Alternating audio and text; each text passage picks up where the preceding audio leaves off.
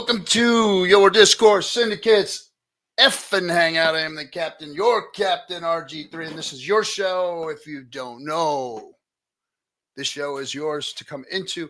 We will be putting the link in there. The link is in Twitter, so you can come and hang out in the back. But here's the thing. Check this out. So what we do is we kind of showcase and let people that are building projects on PulseChain that have been, somewhat vetted and working through the community and working out. And we let them come on. They talk to me. We yuck it up a little bit, talk about what they're doing. And then we let the community come in and ask questions, grill them, thank them, congratulate them. So tonight we have a couple guys from the UFO community, from the Grays. We've got Grade 369 and we've got Coach X coming in here in a minute. First, I'm going to take care of some housekeeping, talk to everybody, say hello. And Black Sheep's in out. Black Sheep, dude, I am sorry, man. I was in Vegas the other day. I was only there for the night. So went in, did DCC's stream, and then had to blow out. I would have come and hung out with you. But I'm going to be out there the next few months before the big event.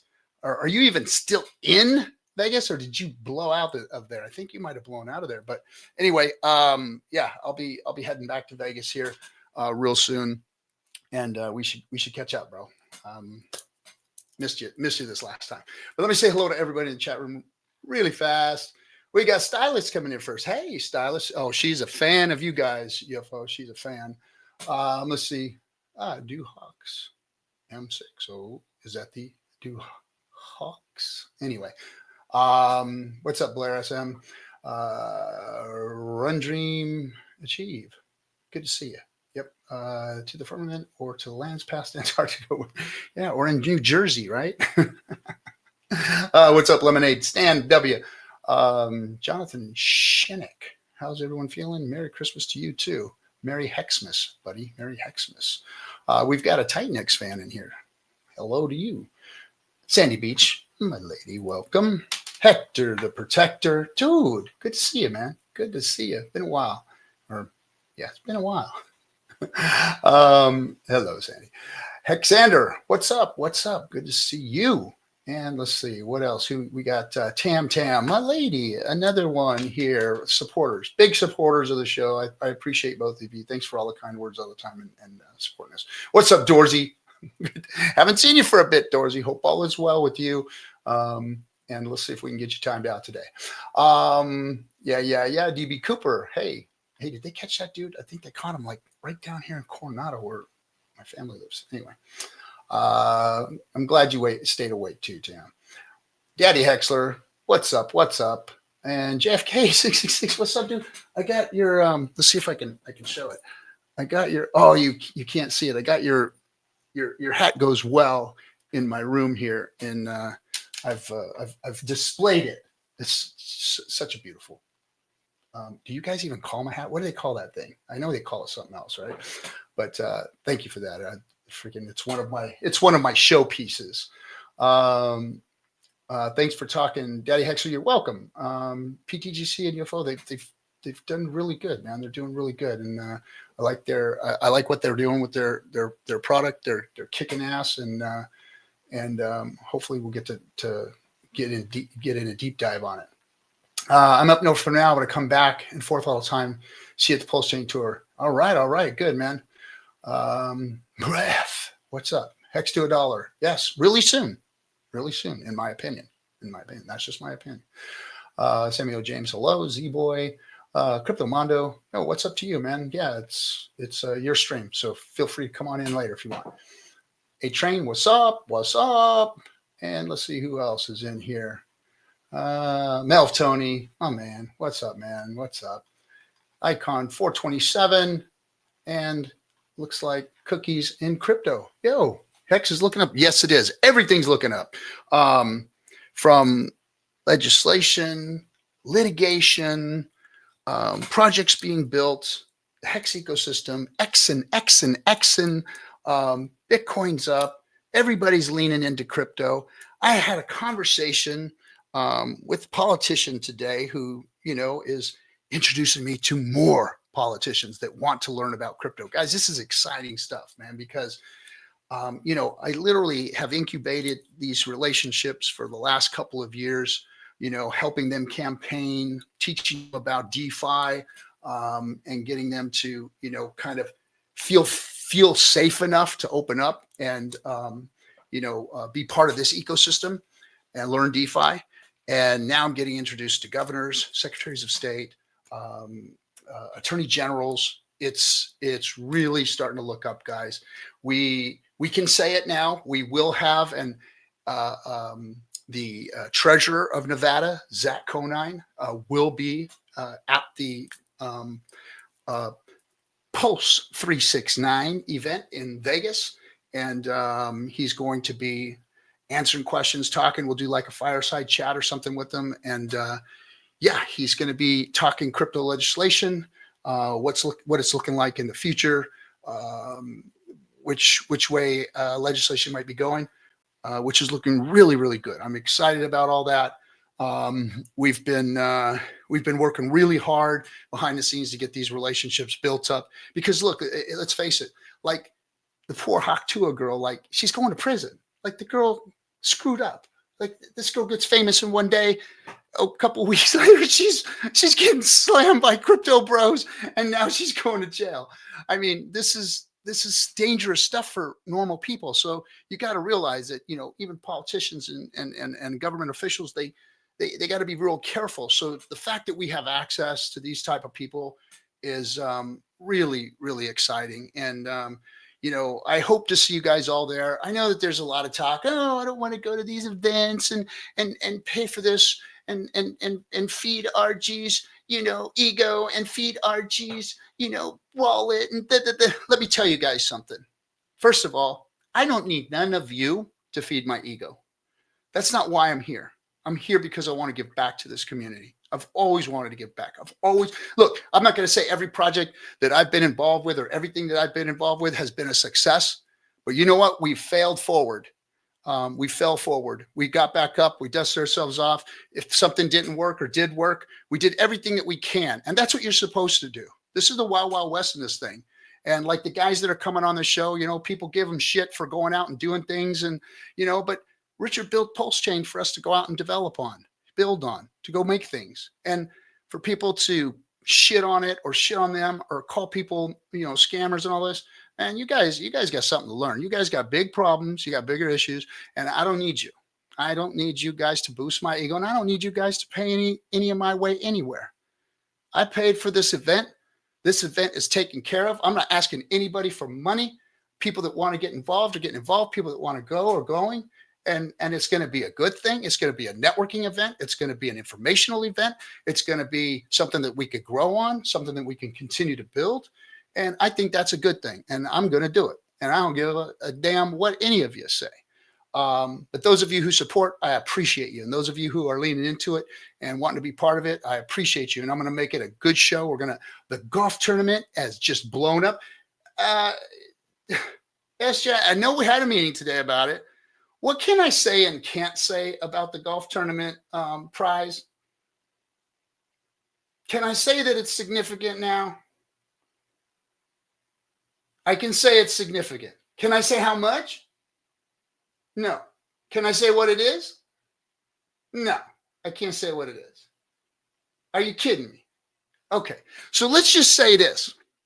It's going to be a significant amount of crypto, like close to the six-figure mark, like past the half a six-figure mark in crypto. For the golf tournament, guys, that's what's happening. We're going to have, we were just given that price. Now, I guess it's all not 100%.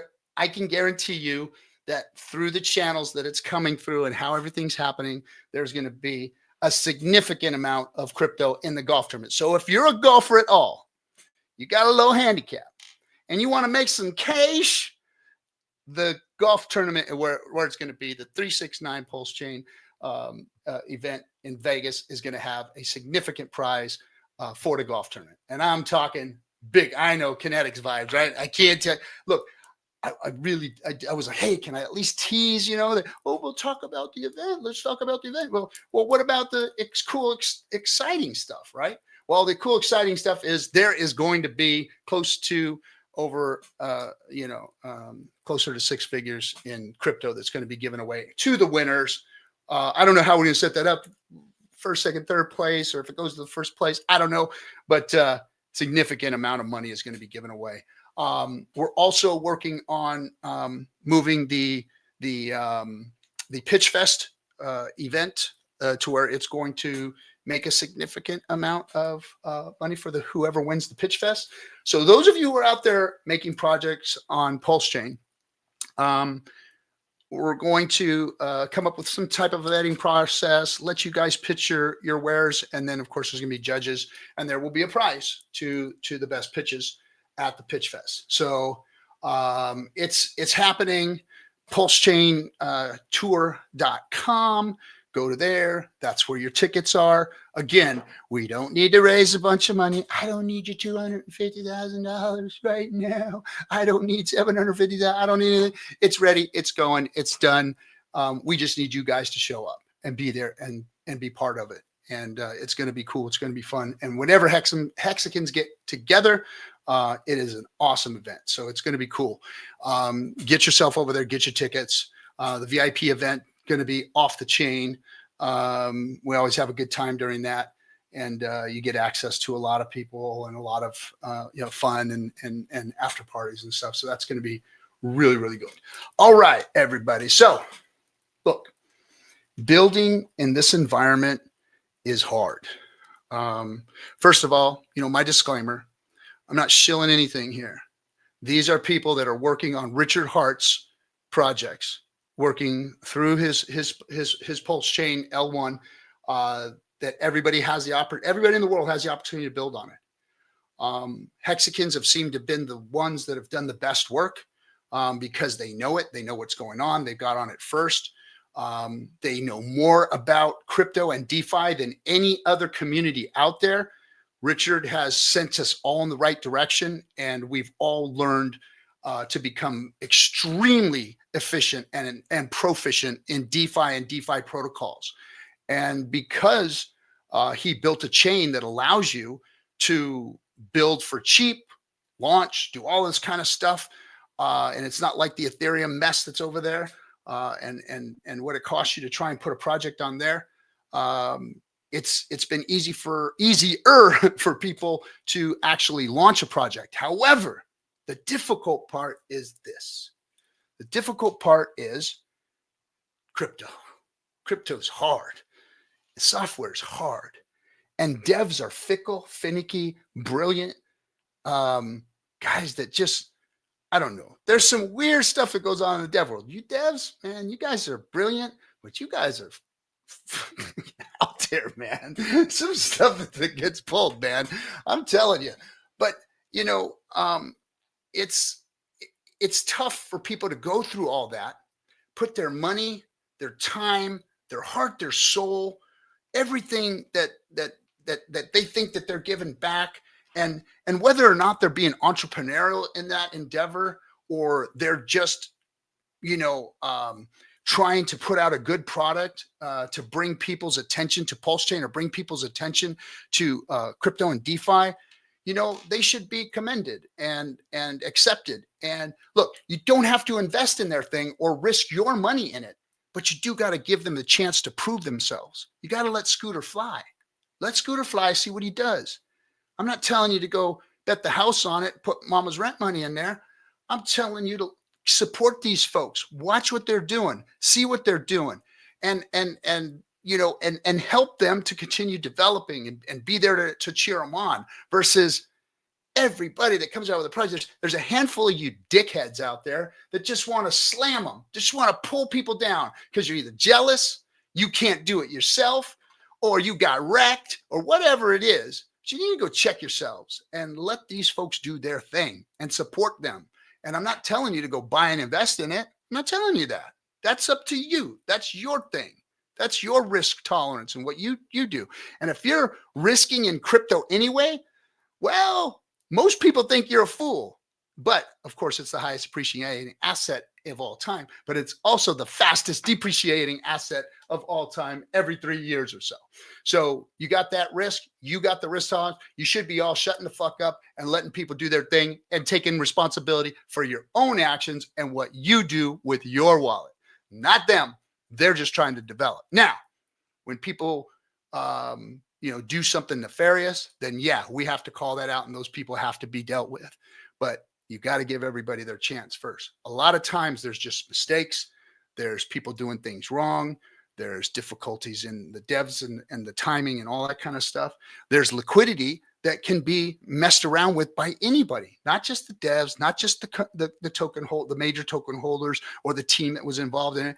But there's rug pulls that are just done by the community, So you got to be aware of all that, and you got to understand that that's the risk you're putting yourself at when you do this kind of stuff. Now, let's bring these guys on. Let's talk about their tech. Let's talk about who they are and what they're trying to do. Get to know them so that you can make decisions on how you want to deal with it, and how you want to watch them, and how you want to see how Scooter's flying here. So without any further ado, I'm going to bring up these two guys because they're kicking ass, and I want to congratulate them. But the Gray 369 and Coach X, what's happening, guys? How you doing?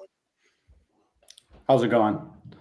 Great little, I love that 20-minute intro, man. That intro is actually one of the best intros of probably PulseChain today's date.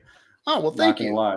I appreciate it. I mean, it's really just a rational look at what's going on here, because a lot of times, a lot of these mistakes that, people have, and by the way, I'm sorry, TGXen, right? So the Grace 369, you're TGXen, right? That's really your handle. My handle is the Gray 369, but a lot of people know me as TGXen. So okay. I kind of just get called both. And okay. Take it. Well, since you got your name there, I'll just call you Gray 369. All right. So and a lot of times these projects are built, and it's really no fault of the dev or no nefarious fault of the devs or the team, or the liquidity that's been provided or whatever.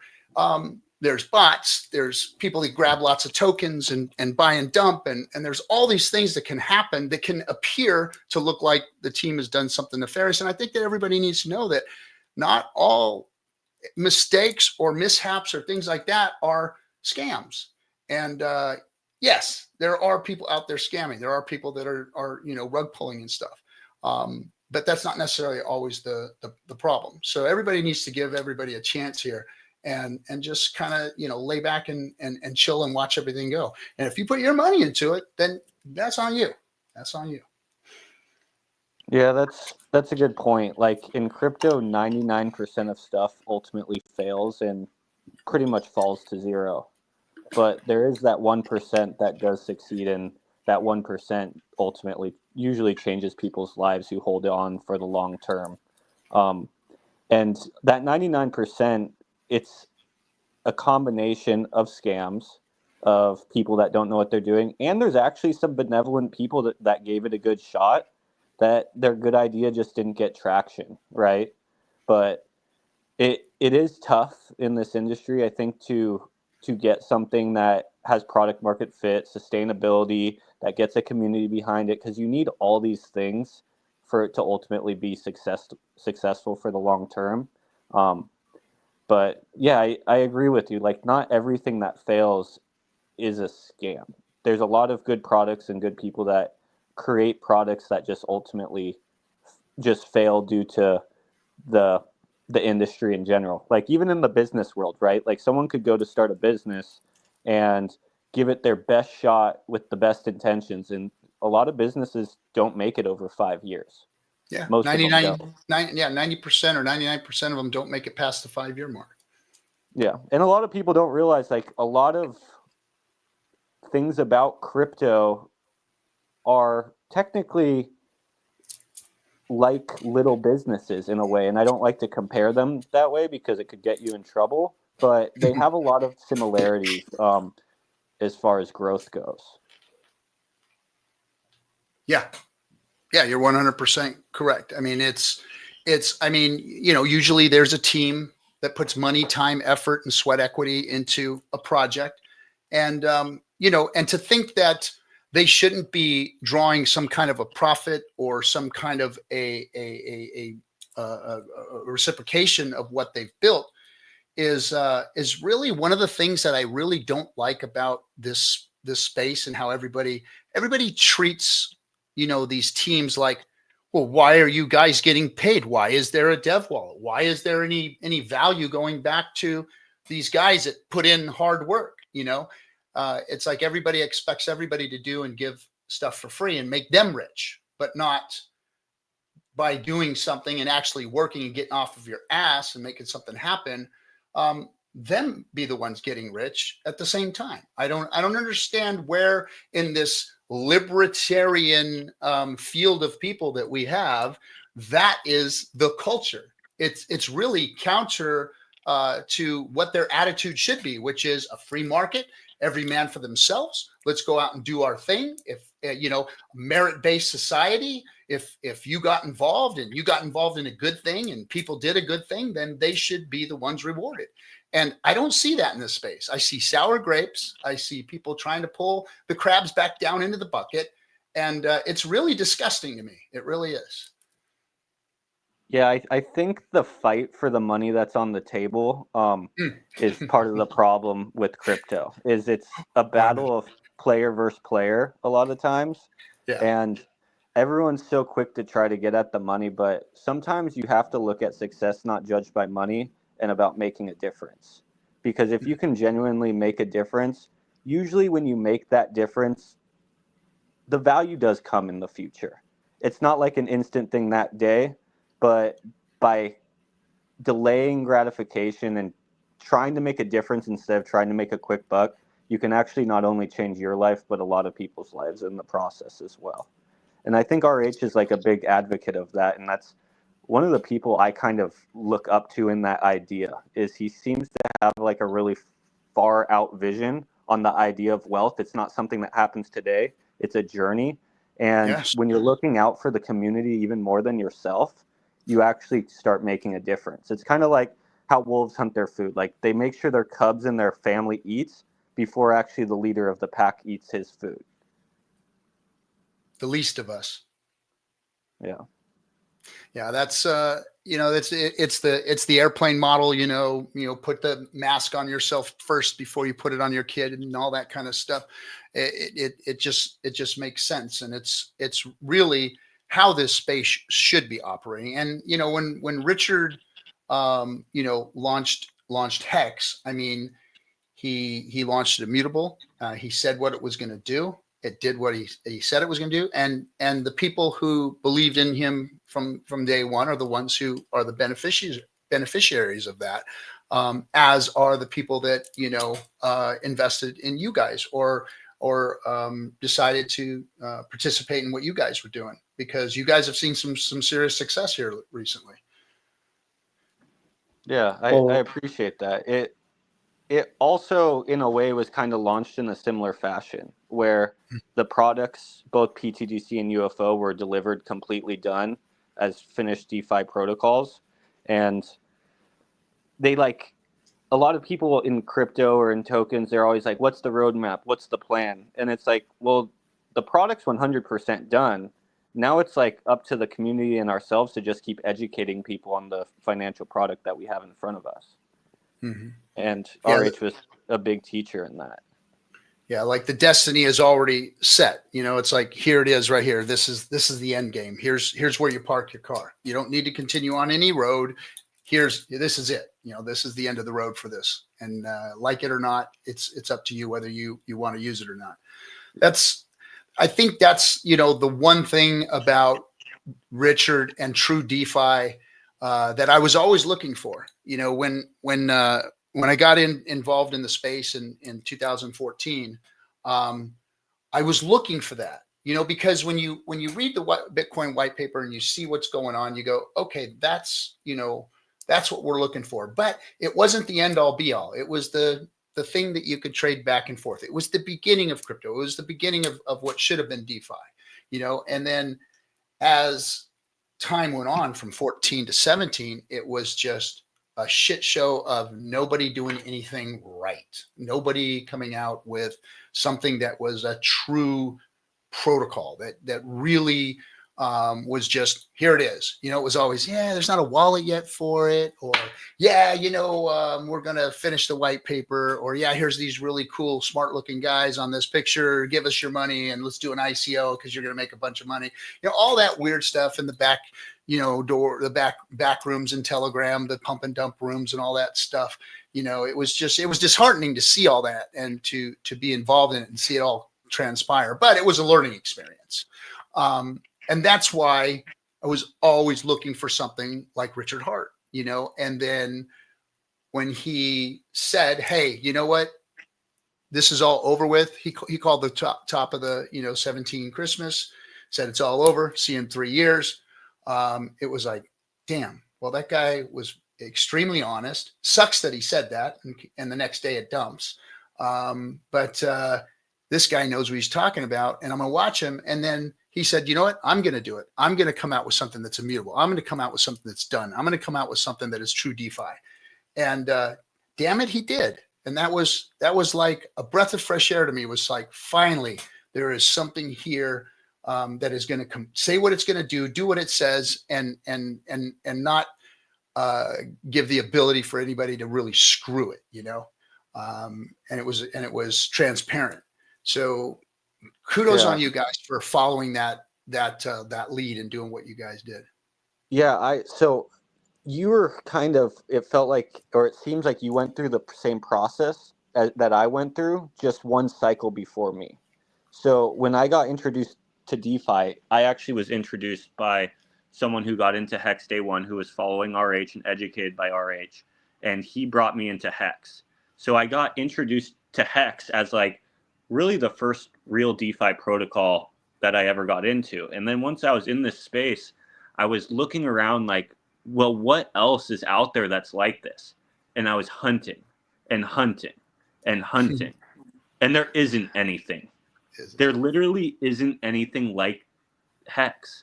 And then really the only other products that I found that honestly felt good was also RH products. And I felt like if I wanted, I kept looking and I studied hundreds of products. And with every single product, there was a flaw or there was an issue or there was this or that. And there was lots of good things as well, right? But what I tried to do is I was like, well, since I can't find it, I might as well just start working on it, right? Because there isn't a lot of good things out there. Like thank God for RH because he's actually delivering these products. But I am very, very thankful that I got to study the guy's videos for the last 4 years, like it was a full-time job, because it really set PTGC and UFO up to be what I like to consider like products of the education of him, right? Like we're all students of him and other thought leaders at a certain point, and I feel like PTGC and UFO are like the products of his teachings. It looks like it. You guys have done a good job. That's for sure. So let's get into it. Like you said, you were a cycle after, you know, you were looking. What about you, Coach? You guys in cahoots with each other from the beginning there? How did you guys put this thing together?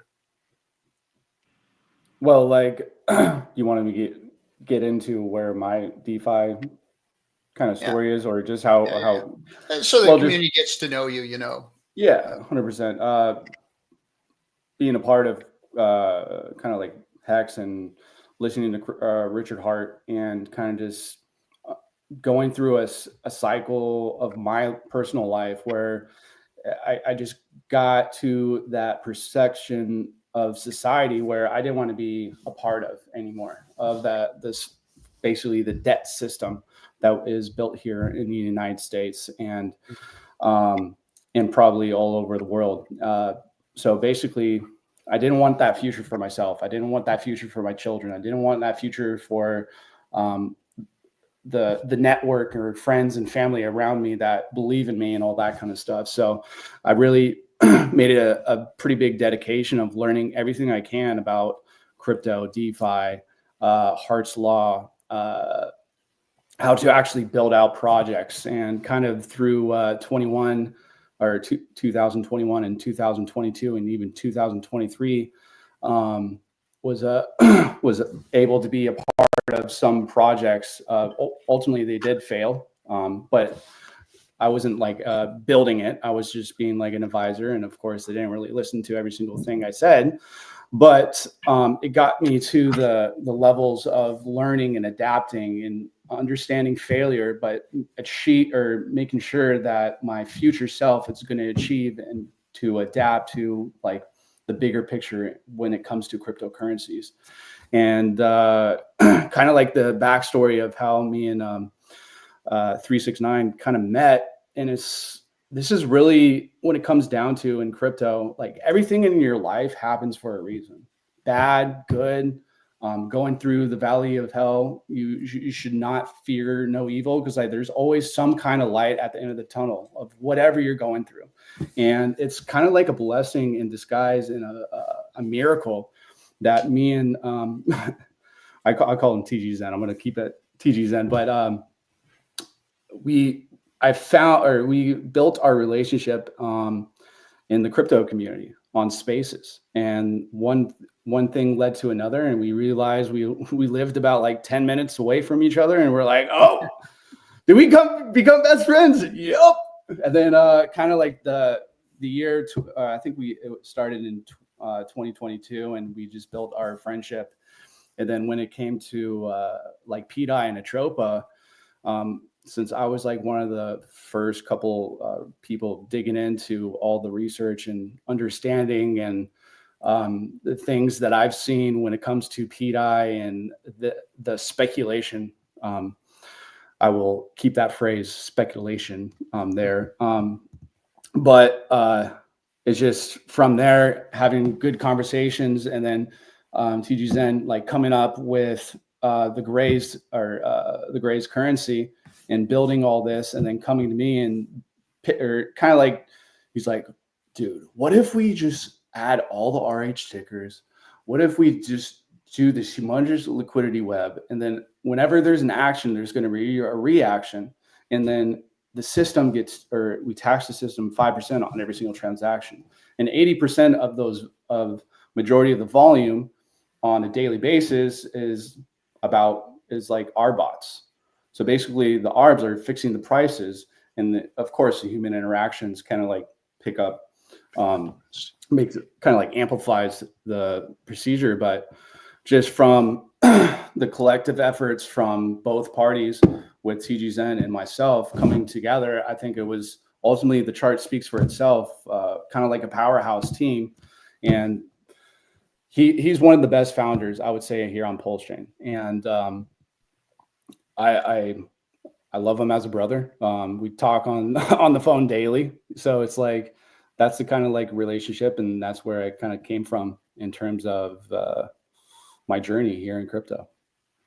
Right on. So you guys came together. You guys seen a gap that you guys could fill here on PulseChain, and what was your intentions? What did you guys when you started building these things? What was your guys' conversations about? Like what was the backroom conversations? What were you guys saying? Hey, here's what we're going to do, and here's why. Yeah, so I'd say in all, even before PTGC was launched, I was kind of working on the idea for a year and a half prior. It really takes a long time to develop the stuff you're even talking about, how like dealing with devs is a whole journey on its own and stuff like that. It's a process. So even before me and Coach met, I was kind of already working on the product. But then after we met, we kind of hit it off, and obviously we lived so close to each other. It was a fun connection to meet someone in Spaces that's a Hexican, also an RH Maxi, and just like, wow, there's one of these people that live right down the street from me. That's kind of wild. And then he led me down the PDI rabbit hole a little bit. And I'm not really a degen. I don't really degen on anything really. So Nope. he No, yeah. So I don't degen on anything at all. Like I pretty much just stick to the cores. And he was like, "Hey, dude, you should look at this. Like, this isn't a degen play. Like, this has got a real narrative behind it." And when he told me the narrative, I kind of dug into it a little bit and I started studying. And I was like, okay, this is a little bit less of a degen play. Like, it feels like it's got a little bit more traction than that. So that's what really got my deep dive into it. And when I was studying it, because when I get into an ecosystem, I like start really studying the thing. I like try to learn the thing like it's, you know, like it's my job almost. And I started noticing every time that there was a big sell or a big buy on PDI, there was all these bots coming in fixing the prices, moving them up or down and adjusting that. And at first I watched the community of PDI thinking that the Tropa dev had a reserve of funds, and they thought that there was a reserve of funds that was taking it when there was a big buy and putting it to a reserve to protect the price later, and when there's a big sell, injecting funds in to correct big sell-offs. But then I started tracing all these transactions, and I was realizing that this was all coming from other liquidity pools. It wasn't coming from a reserve of funds. It was actually coming from all these other connected liquidity pools. So by connecting your token to a bunch of other tokens, you now are one with not only one pairing, but one with all these other pairings. And I realized with the system I was already building, I was still missing the key thing. And I thought of everything. Like I was going through the list, like everything. And there's still the one thing that's uncontrollable: demand. How can you control human interaction with your protocol to make it to where they keep using it? Because it's so hard to control humans. Look at the world we live in now. They're replacing every worker with a robot. They're replacing devs with AI technology. They know that humans are hard to control, so we're replacing it. So just naturally, what we should do with crypto is create systems that replace the need for human interaction and build behind the protocols the automated interaction, which is the system we developed. Is we actually found a way that isn't relying on humans buying and selling the token. You just have to put the systems in place, and it actually buys and sells the tokens for the rest of the existence of PulseChain. And once that kind of clicked, I knew that I saw the funds moving, and I knew we could just put a fee in between that. And we supply liquidity to PulseChain and the network. Market makers will naturally use all of the pools that we're providing to the chain as our service to the chain. And then every time they go through our pools, a fee gets pulled from that transaction, and we just make it to where that fee is actually used for good. That's like the stem of the problem. Is most people, if they take a fee, they always use it for self-growth or selfish reasons. But what we did was we made it to where that fee actually goes to support the underlying value of the protocol and the holders of the protocol. RH always talks about volume. Volume isn't good for a token. You know what's good for a token? Holding a token. Your community holding the token so the price can appreciate. Well, what happens if you actually tokenize volume and volatility? Well, what we did was we tokenized volume and volatility not only in our token, but the whole blockchain. So anytime there's a movement on the blockchain, there's a ripple effect that naturally goes through our liquidity pools, and there's a fee to it. And that fee constantly goes back into our system, buys up our chart, and increases the underlying value, and rewards our holders for supporting the price. And that's what you need to do. If you're in an ecosystem and you run up 100x, what do you do with that token? You have to sell it. But what if the system actually pays you to remain in the system? Basics of RH's teachings right there. How do you mine Hex? Staying in the ecosystem. Yeah. So Gray, would you explain for some people in the audience, you said there's a fee, but would you explain that so that, because they always hear this term tax token. Would you explain how and why that works and what a tax token means and how that looks to them in a transaction? And just kind of explain that in terms of that the community can understand and why you did it and what it's really for. I know you just explained a little bit, but I call it fee on transaction token. I don't really like the word tax. Yeah, it's not a good word to put into crypto space. Yeah, it's fee on transaction is like literally the by definition name. That's what these tokens are called. And it pretty much in our system is whenever you do a transaction, if it's a buy or sell in a liquidity pool or a send or an add LP, unless the contracts are excluded from fees, which that's UFO, that's a whole different topic. But when you do a transaction in the system, it takes a fee off of that transaction. So if let's say you're doing $1,000 buy and there's a 5% fee, well, $50 of that $1,000 buy goes to what that fee is in the code set to do. So this is all written in the code. And for example, our system, some of it goes to buying and burning, some of it goes to auto LPs, some of it goes to holder rewards, some of it goes to staker rewards, and some of it goes to a DAO. And all that DAO pretty much does is buy the heck out of RH tickers and pair them in more LP. So then it just creates a snowball effect where the system just gets bigger and bigger and bigger and bigger and becomes more unstoppable the larger it gets. Like to date, PTGC has, I believe, $18 million in liquidity, with a lot of them being RH tickers, and UFO has around $27 million in liquidity, with majority of them being RH tickers. Nice. So we're pretty much, there's a fee on every transaction, and that fee is being used to increase the value of the protocols. And that's kind of what I wanted to hear you say to the community, because, you know, when people hear, oh, a tax token, okay, well, somehow the founders of the devs are getting paid on this thing. And, you know, that's what people assume.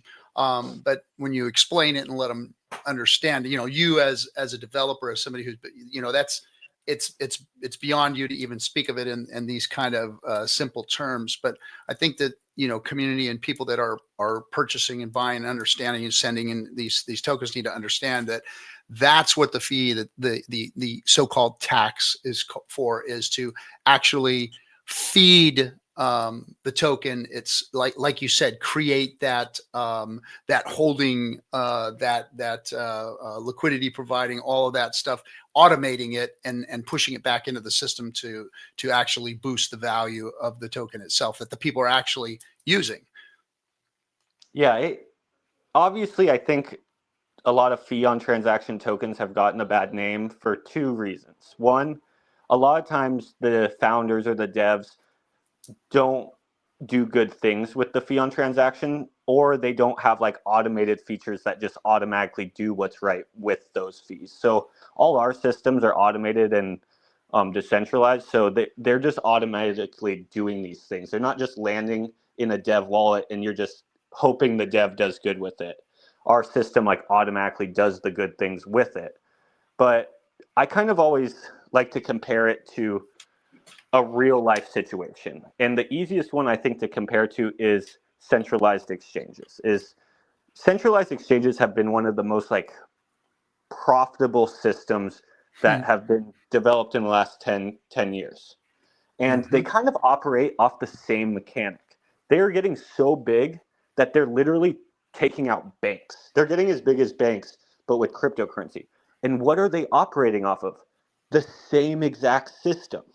They are connected to all these tokens, and market makers trade in it, and humans trade in it. And what do they have on every transaction? A fee. And why is the fee important? Because for something to grow and have sustainability, there has to be value going back to the basis of the system, or it doesn't get to keep growing. It just depends if that fee is used for good and growth or bad. And we obviously have designed ours to make it to where it goes back to the system and grows the system so we can be sustainable and continually grow.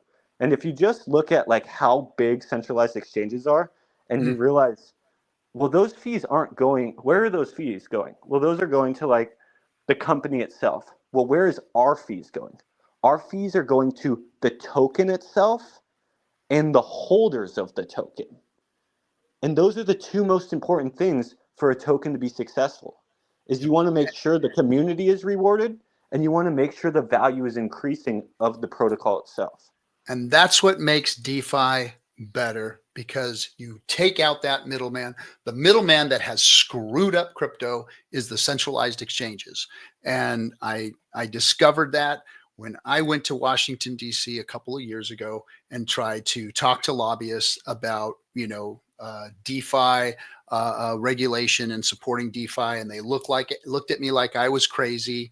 And they were all up in FTX, and they were all up in CZ of Binance. They were all up in them, putting all their money, their time, their value, their efforts into the politicians that were supporting legislation for those entities.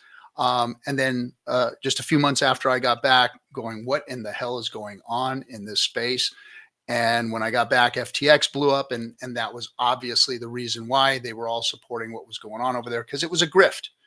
It's been a grift. It's a grift in crypto that doesn't get talked about enough.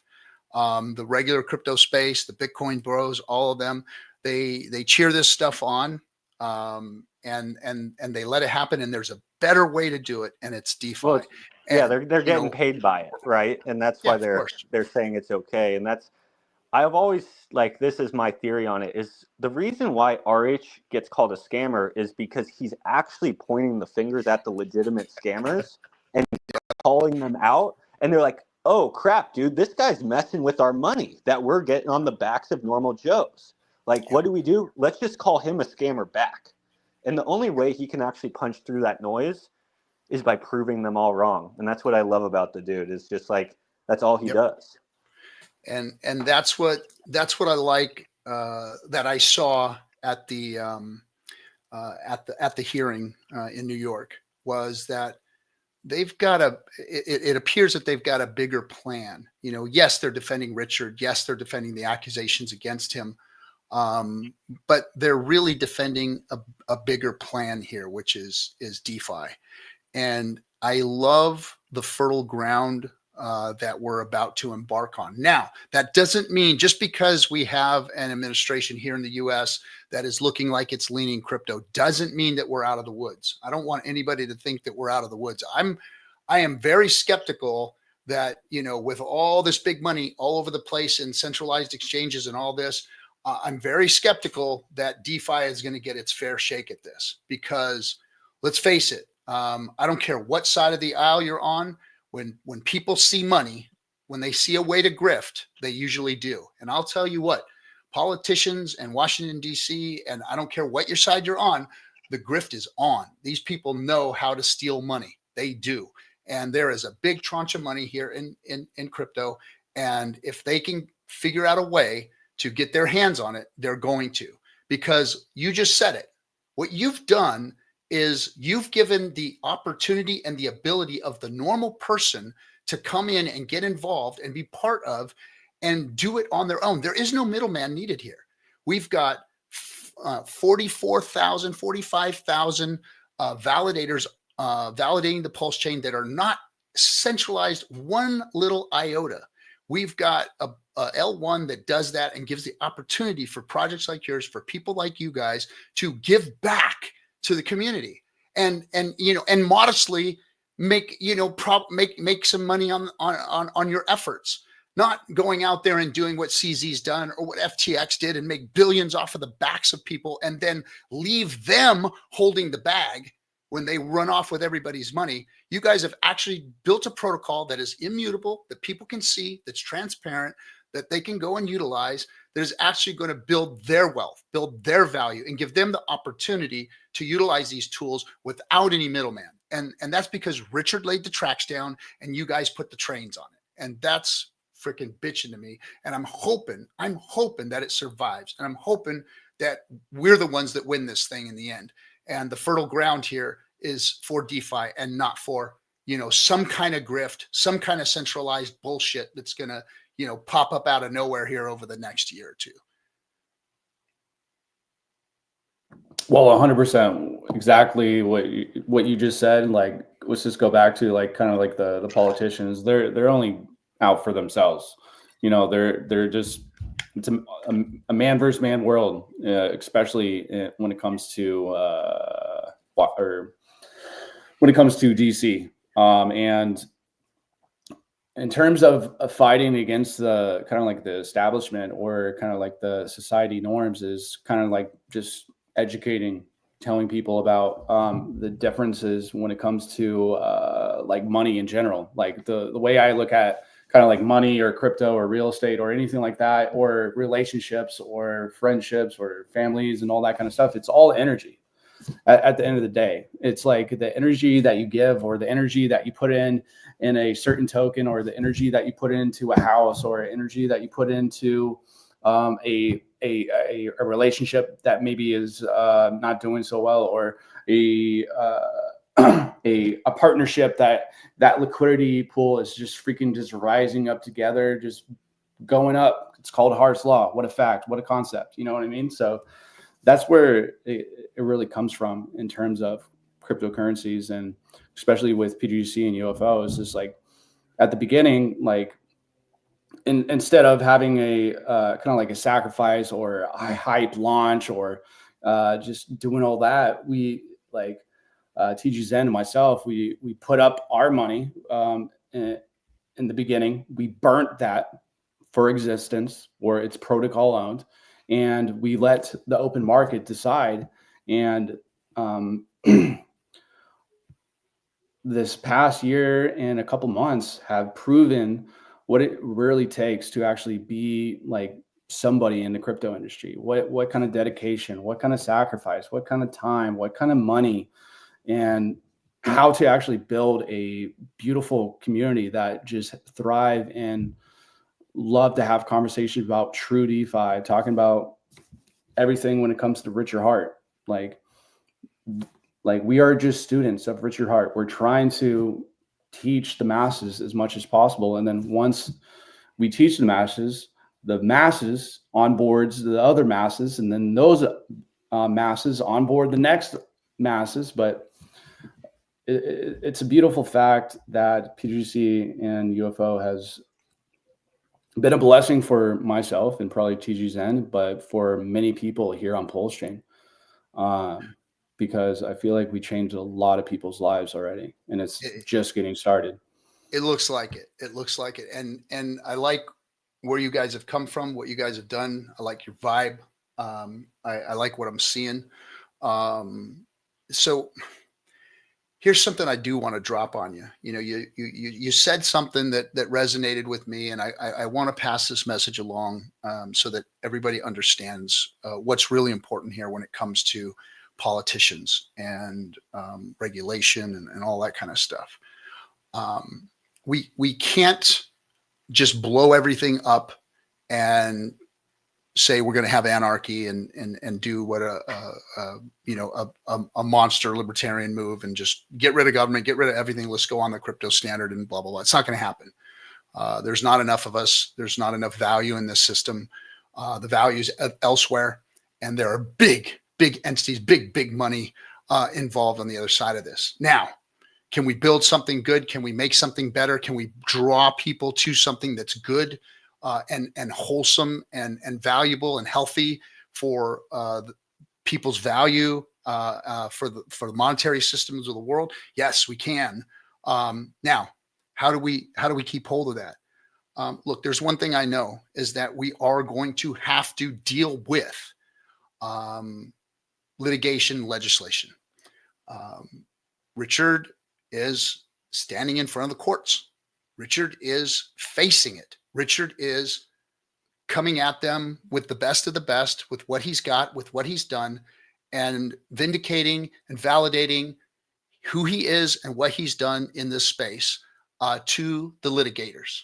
And the legislators are going to see it too. Now, I have been working hard to get into the political arena to figure out how DeFi is going to get a seat at the table so that it's not on the table. So that guys like you, projects like you, things that are doing good work for people out there and making it the world a better place aren't going to get thrown out with the bathwater. Because it would be a shame for you guys to work so hard and do as much as you've done, and for the litigators or the legislators to go out and toss DeFi because they won, because they have the money and they have the grift, and they wreck crypto and they wreck real DeFi for us, because we know it's here. we know that Richard has built something that we can take to the world and really have DeFi. And the legislation doesn't know that yet. Now, there's a few that do, and that's where I want to correct everybody. Not all politicians, because we usually say, well, we know how Washington is, and we know how they are, and we know what they want. Look, they all want money. They all do, from the local level to the presidency of the United States. They all want money. Why? To get into position of power, to make money for either constituents or themselves and their people that donate to them. Now, at the local level, at the lower level, at the Secretary of State level, at the governor level, these people are trying to work hard for their local constituents and getting votes and small donations to those politicians to get them to do things within their cities, their states, their municipalities, to get things done for the people and what they want. There are good people, and there are some bad people in there too. But there are some good people, like the Treasurer of Nevada, Zach, who I'm working with, who wants to do good work. He wants to do good work. I talked to the Secretary of Utah, and he wants to do good work. He wants to help his constituents. He wants to lean into crypto and figure out how he can do it, and do it without getting himself into any issues like we've seen with, Haktua Girl just recently. But educate, understand, and figure out what the right direction for his state and his constituents are to regulate or lean into crypto. Now, at the higher levels, we have to worry about the lobby shops. The lobby shops where the big money is are all highly financed by the big banks. The big banks don't like crypto. The big banks are trying to get in the crypto game. I don't know why. Are they trying to get into it so that they can kill it? Are they trying to get into it because they see a new grift? Are they trying to get into it because they want to be a big part of it and they see it's coming and they can't stop it? I don't know exactly what it is yet. But these people have been in power and have been very, very powerful. The most powerful people in the world for a very long time. And to think that this little crypto thing that we have is somehow beating them is a wrong attitude to have. We need to handle this with caution. We need to make sure that we do everything we can to be at the table and not on the table. And that's what's most important right now. I don't think anybody should let their guard down right now. Just because we have a team of people right now that are coming in that look like they're pro crypto, don't get lazy. Keep their feet to the fire.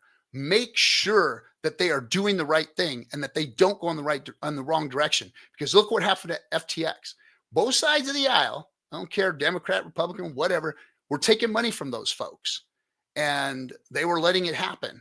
So we've got to be extremely vigilant about what's happening right now, because we are about to see things change. I think that it's going to, go our way for a while, but hey, anything is possible. So we have to be hyper vigilant so that projects like yours and attitudes like yours and things like what you guys are doing survive and exist for the regular people. And this crypto thing doesn't go to the big banks and the politicians that are grifting and the lobby shops.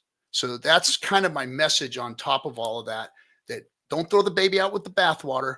Look for good politicians and keep an eye on everybody right now, because right now things are really, really up in the air. We don't know. Yeah, I'll be honest, RG3, I didn't even know you were kind of doing that stuff on the side of all this. So I kind of want to say thank you for not only looking out for, I guess, your bags, but looking out for all of the Hex community's bags as well by putting that work in. Yeah, I thank you for recognizing it. I know, because I'm a man of a certain age, I know what happens, and I see all of you younger people who don't understand history or haven't been part of history, haven't had to go through market cycles like I have as a working class, Joe. I've been in the workforce, since the 80s, guys. I've had multiple homes. I've almost lost homes. I've lost jobs. I've seen the economy go up and down. I've watched politicians screw me, tell me they're going to give me this, tell me they're going to give me that. I watched my productivity skyrocket, hockey stick, work 14, 16, 18 hours a day. And I watched my value of my dollar that I was getting go down. I watched pension plans go away. I watched 401ks grift come in. I watched them put our money into the stock market. I watched them crash our stock market, take my money away from me while I was keeping on working harder and harder and harder. I watched all of these things. I experienced these things. I didn't just read them in the newspaper or look at them in a history book like some of you are going to have to. I experienced these things through hard knocks, and life dealt them to me. And I want you to understand there is nothing new under the sun, guys. And although this crypto thing has gotten us all on a euphoric ride, don't think that for a second they can't take it all away from us. Don't think that they can't crush it in a minute and take it away from us, because they can. Don't think that you're going to take the billions and trillions of dollars in the banks away from them. They are not going to let us do that. They're not. We have to figure out a way to get at the table and not be on the table, because that is not only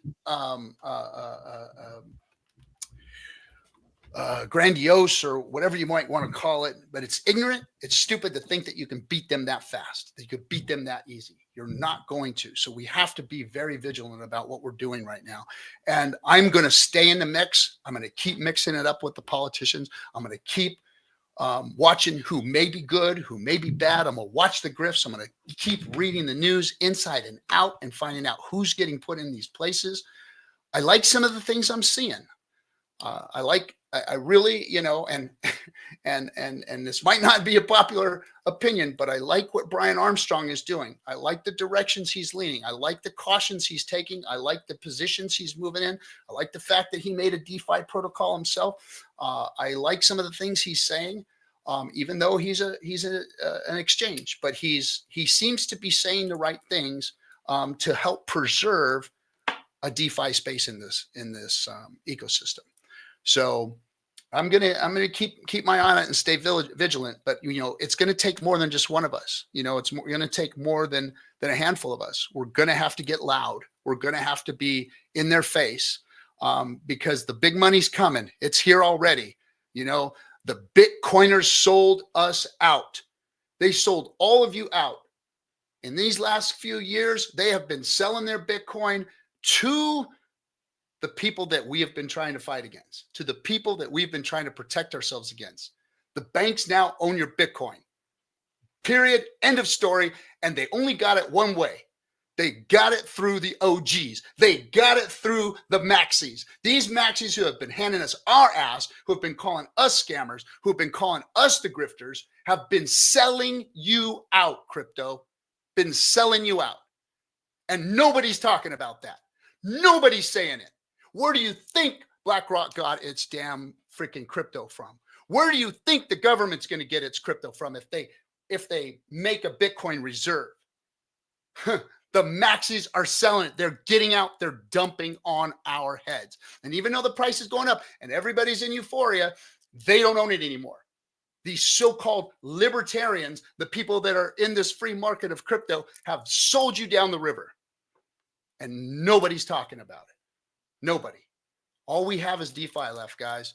And hopefully guys like you and projects like what you guys and what Richard's done are going to, make it popular so that the masses see it and go, man, there's a better 401k out there and it's Hex. Man, there's a better way to do commerce and trade. And that's PTGC. That's hopefully that the masses see that. And if we can get enough people to rally behind it, then we can fight them. But what they're going to do is they're going to create chaos. They're going to create chaos in this space. And I want everybody to understand what they do when they create chaos. When they create chaos, they can steal. That's what they look for. They look for big tranches of money that they can steal. And what they do is they create chaos. They create division. They create vitriol within your communities. so that they can come in and grift on you easy, because you'll be looking elsewhere for whatever they try and make you mad at, whatever they try and make you focus on, and they're going to steal your crypto from you, whether through legislation, litigation, or middlemen, or whatever they do. They're going to try and steal it. So we've got to keep vigilant on that. Yeah, the idea would be for them to like create the chaos so then they could create the order, right? Because then if they can create the order, they can control the order in their favor. They obviously have done this plenty of times. That's,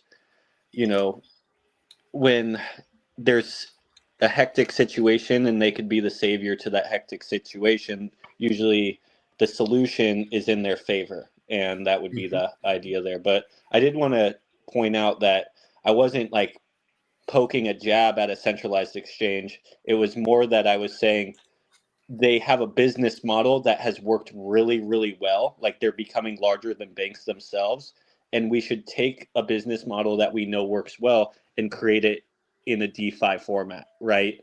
Exactly. To where, like the amazing thing about DeFi, and you're kind of speaking on this, in like a business or something like a centralized exchange, the money touches so many hands.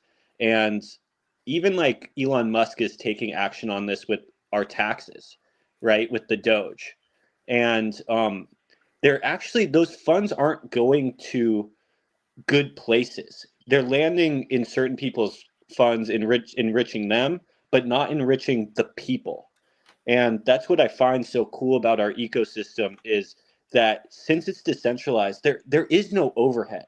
Like RH literally gave us the tracks to build on. Like him giving us PulseChain was such an amazing gift to us, that it's so decentralized. Like PulseX is literally the most decentralized DEX out there. PulseChain is the most decentralized blockchain, in my opinion, out here. He literally gave us the opportunity, and it just makes sense that we would build these amazing DeFi protocols because, like, for an example, on good volume days like last weekend, PTGC and UFO brought in like 400K in value.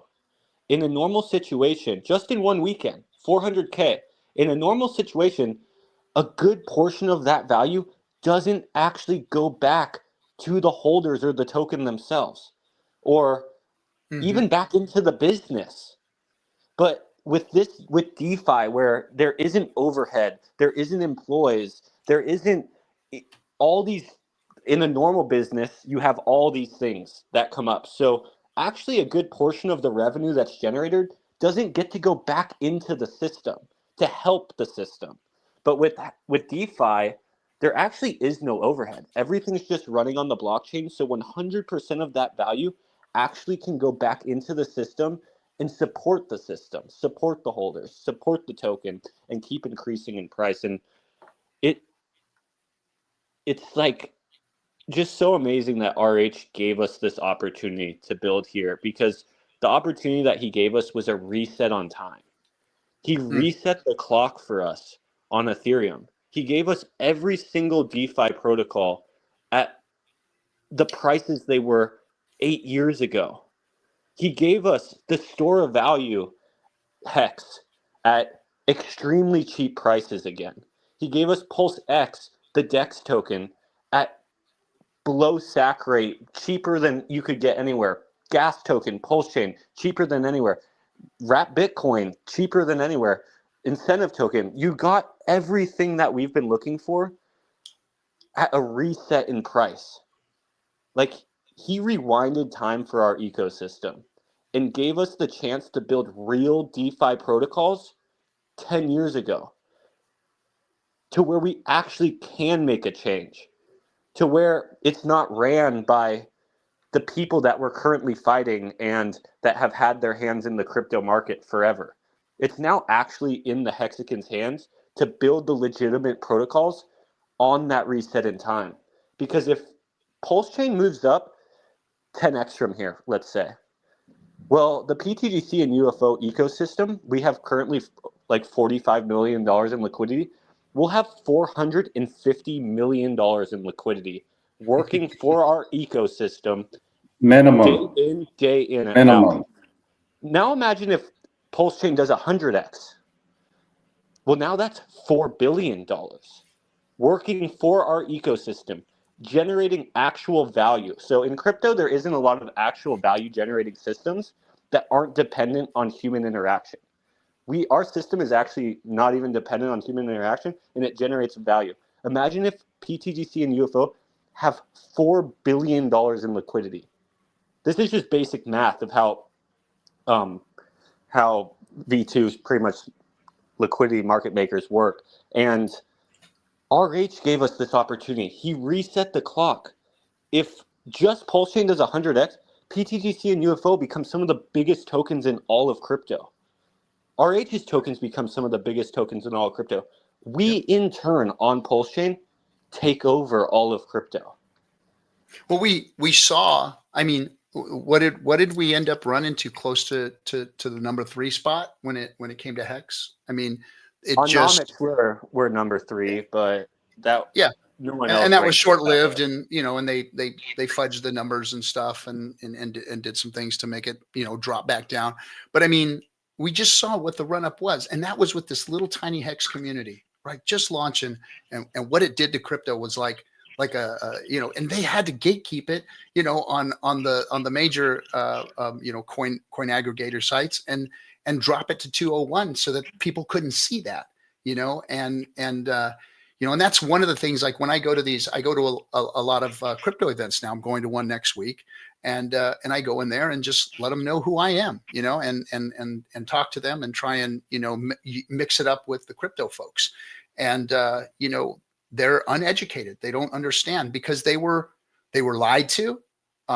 We were demonized, all of us streamers, Richard, and they need to be educated. They need to know who we are. They need to know what's going on, and they need to see exactly, what these systems are capable of, so that we can save the crypto people. I mean, we've got to basically save this space, because the Bitcoiners sold them down the road, and they're out there lying to them. And all these people that are getting paid to shill all this shit that they're shilling, either the exchanges or whoever's doing it, they're the ones that are at fault in all this.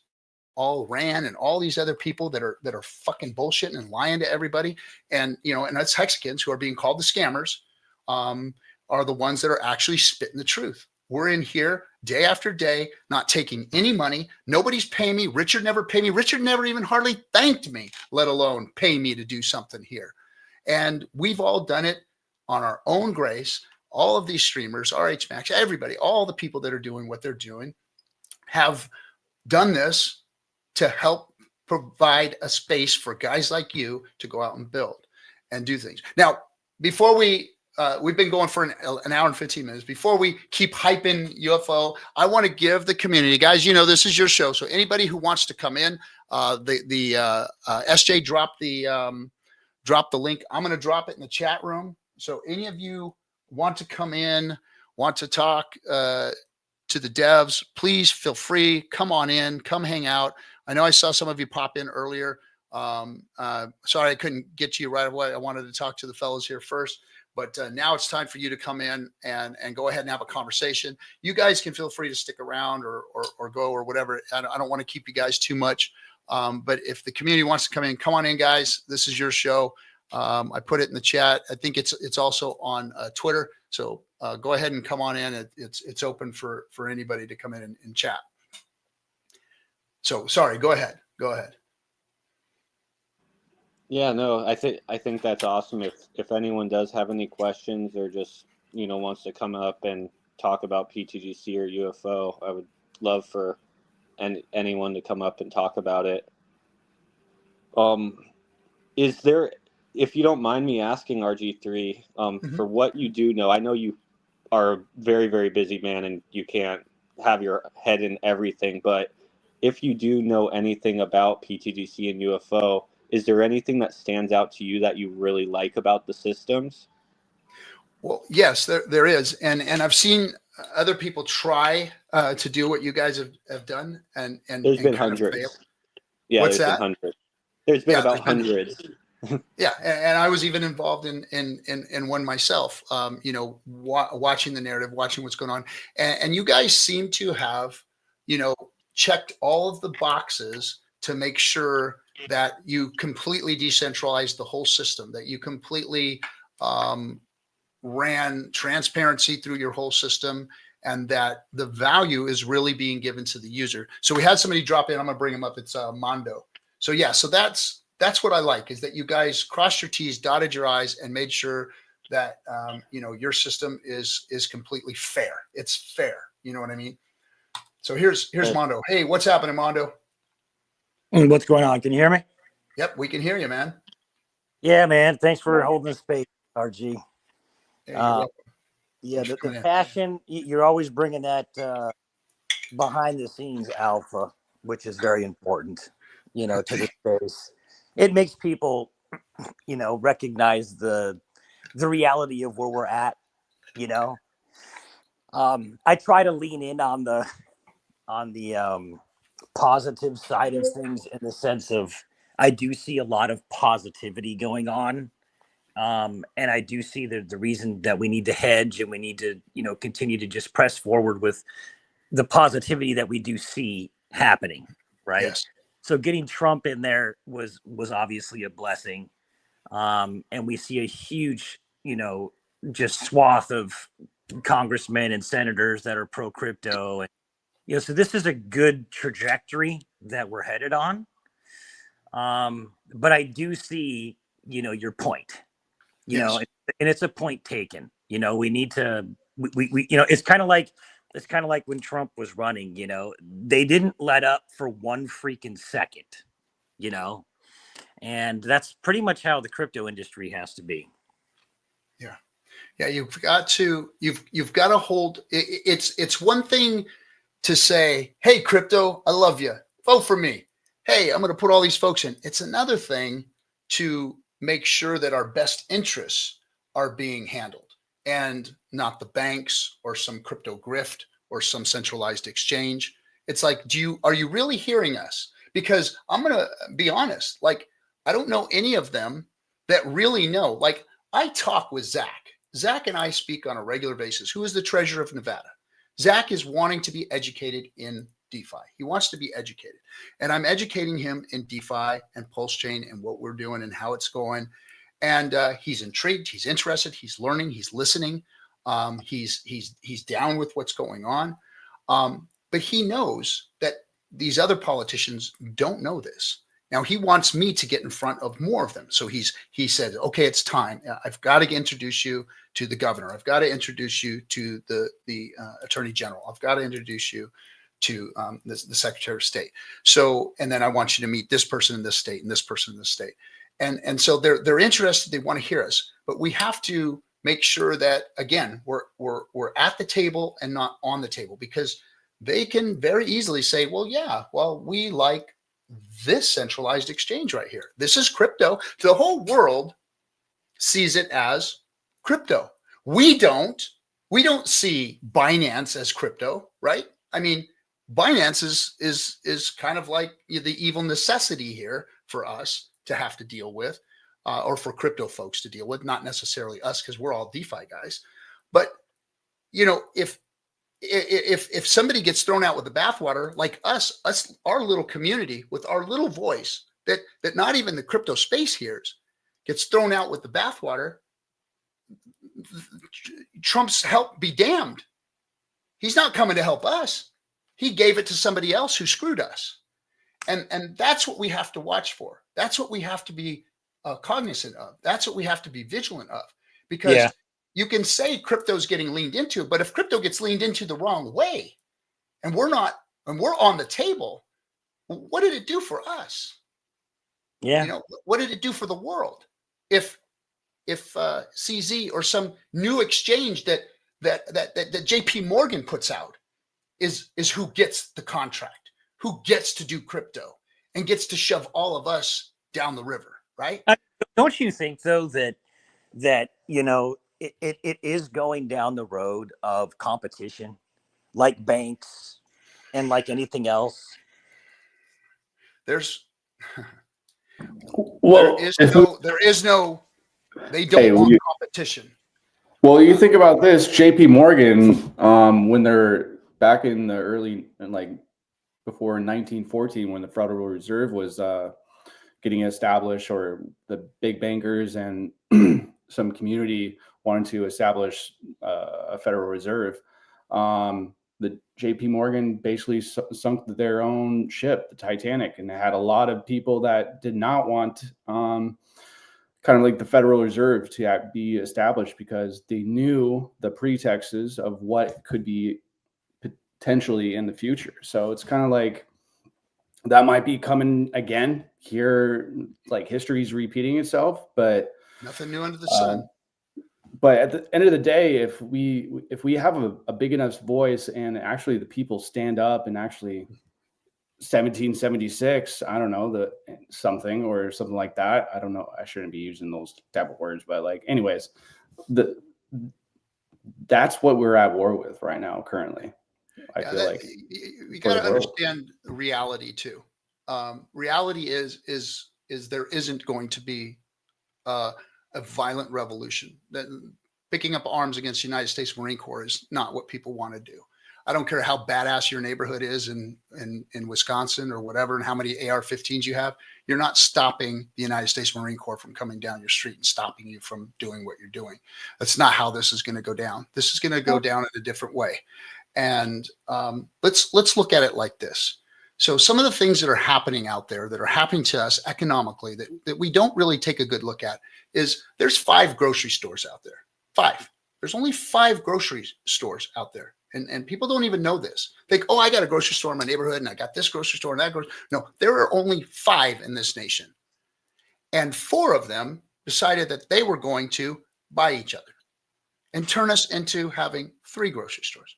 So no, they don't want competition. The big money wants monopolies. They want oligarchs. They want to stop the consumer from making decisions. They want to consolidate.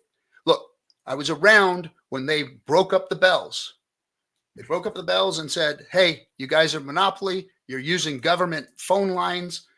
You were supposed to manage it. Now you guys have a monopoly. They broke them up.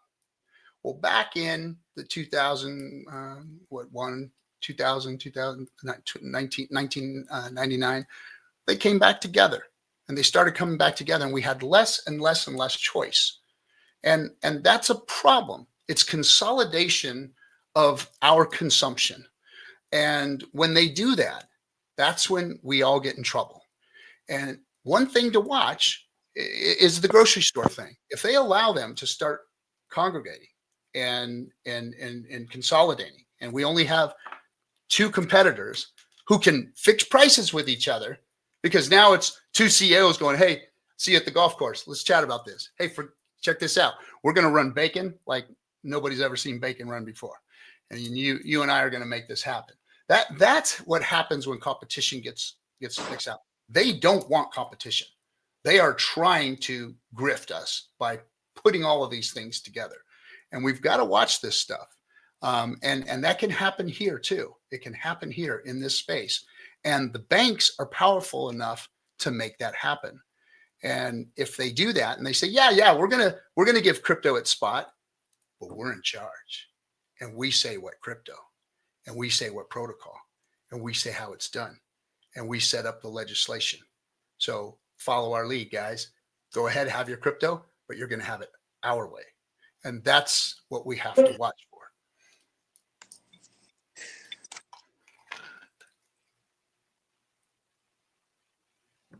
Exactly.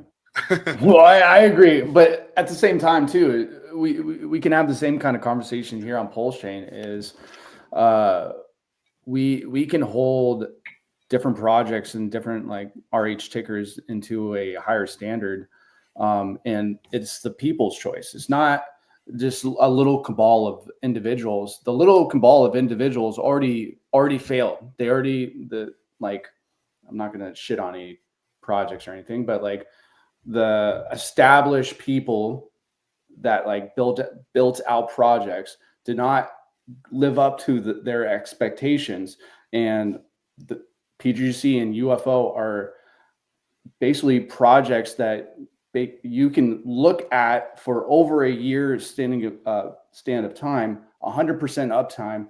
Anybody can make a front end. Anybody can be a part of the DAO if you're a top 100 staker. The code is immutable. It does all the things that we've been teaching and kind of like adapting to like the concept of Hart's law, and just tying ourselves with RH tickers. And in the future of PulseChain, those are going to be like the Mando, what's the word that I'm looking for? You got me, brother. It's going to be like the projects that you have to look at to actually. They're going to set the precedence. Yeah. Yeah, basically, that's the word that I was looking for. Thank you. Yeah. So it's a. I 100% agree with you, and I 100% love and honor and think that the work that you guys are doing is top A+ work. You're doing what the world needs. It's that there are so few of us that no matter how hard we lean into it, no matter how hard we try and show everybody, hey, everybody can build a front end, they don't know that. They don't care about that. That's not what they're going to be looking at. You know what I mean? My take on this. And I'm not trying to poo-poo on everything. I'm just trying to say we have to be vigilant. You are on the front lines, and that's different from being in the Air Force in a bunker driving a drone, feeling safe.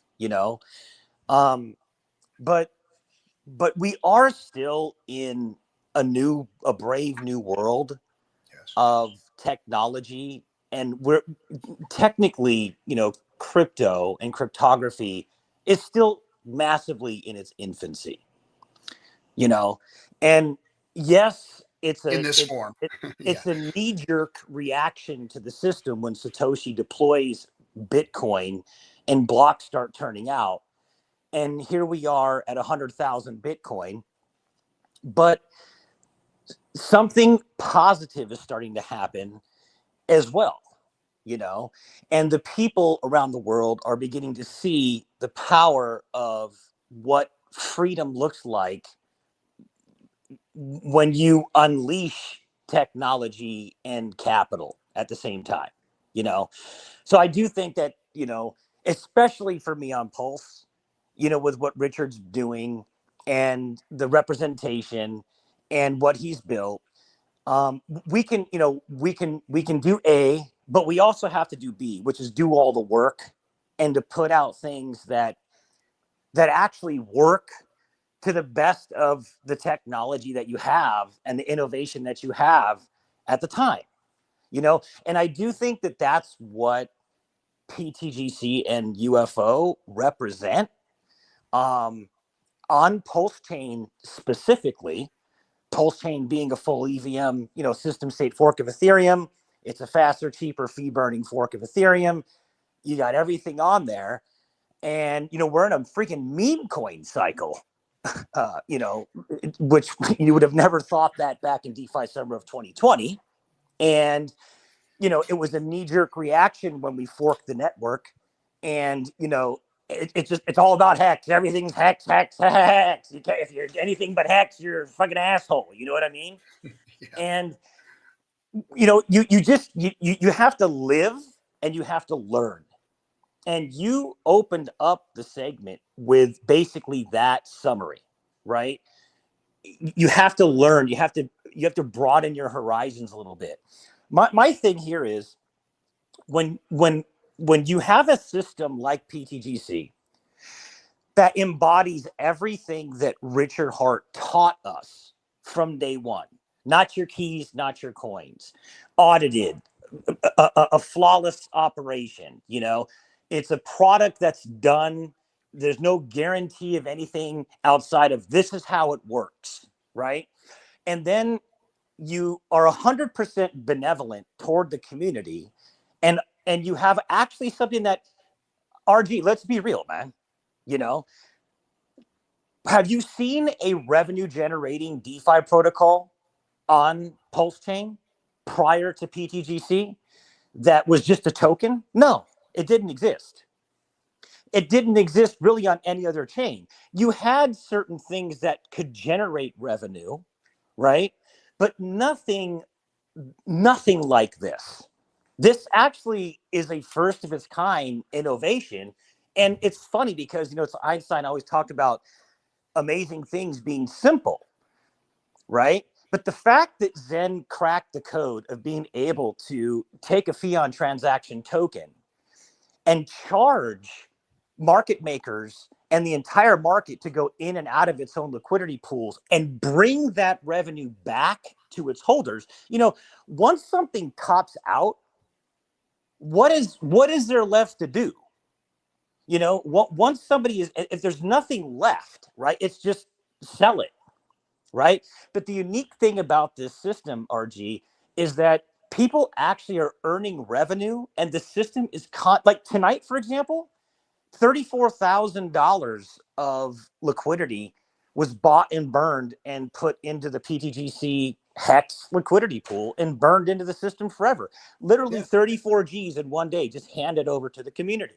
Yeah, and these are the solving the problems of, like, we saw it early on. So we saw the meme coin cycle in Pulse, where it was like the next shiny object, the next shiny object, the next shiny object, just to get people to move their value, right? Because that was the only way to make money in this incestuous system that we had here in Richard's ecosystem. Was the value first? Everybody sold their Hex, they sold their Pulse, they sold their Pulse Hex, and they started moving it into these tokens, and boom, boom, boom, boom, boom, the next shiny object, they move it to that one. We'd watch this one crash, we'd watch the value move over here. So it was this, we weren't having value come in, we were just having value incestuously move around within the system at this, when the bear market was just humming along, right? And then solutions to that issue, like what you guys are doing, or like what the UFO community is doing, is, hey, let's program human behavior and value into the system to boost it, versus allowing it to just suck value from somewhere else or let its value escape, and that's what optimizes these systems. You guys are optimizing the system so that when we do have a bull run, it's like you guys were saying early, it's exponential, because now not only do you have value flooding in, and the rising tide raising all ships happening, because of course we all know what Hart's law is. Crypto goes up, we all go up. Bitcoin goes up, Ethereum goes up, Hex goes up. All the systems within the PulseChain ecosystem go up a certain amount, with the rising tide. Real quick. Then you guys have stopped the leaks in the boats, and you've made them more efficient. And that's a beautiful thing. That's a beautiful thing. And yeah, my hat's off to you guys for putting that together. That's what we were looking for. And that's what people were, seeing was possible with PulseChain, because it really wasn't possible with Ethereum. It was really too difficult to make things like that happen, with the fees and all that. So yeah, again, Richard gave the tracks for you guys to fix all the leaks on the boat. And it's really cool to see it all coming to fruition now. Yeah, Zen, did you have something you wanted to say? Yeah, I was gonna say, because in crypto, people love to say that saying, "The rising tide lifts all boats," and I agree with that saying, but I also extremely disagree with that saying. Actually, 99% of the boats have holes in them, and they just sink to the bottom of the ocean. Exactly. It's exactly. only the sustainable, strong boats with no holes that actually rise with all the tides. And that's what I always kind of suggest to people, is like, a lot of people, I'm not a degen person, so I don't really fall into this category where I'm trying to get this, I'm trying to get that, I'm trying to get this, but I see a lot of people doing it. And what I kind of try to educate on is, when the tides do start to rise, you want to make sure you're on the right ships, because not all these ships are going to rise. And when some of them start to sink, people are going to be jumping from those ships really, really quick and really getting fast. onto the really fast. Really fast. So you want to make sure you're on the right ship when the tides do start to rise, because like we were talking about, like PulseChain is still below sack rate, and the system has been generating crazy amounts of value. And I don't know where PulseChain is going to go. No one really does. But like I said, mathematically, if it gets to a 10x, we know our liquidity web will be roughly 400 million. If PulseChain does roughly 100x, it will be 4 billion. We will be catching the eyes of all of crypto at that point. There will be nothing that is a system like ours, and this system isn't even possible on other chains. You could create them, but they don't function as well as they do here on PulseChain due to what RH laid out for us. And it's such a blessing that it's here on PulseChain, because even if it was the exact same layout, you don't have founders like RH and stuff like.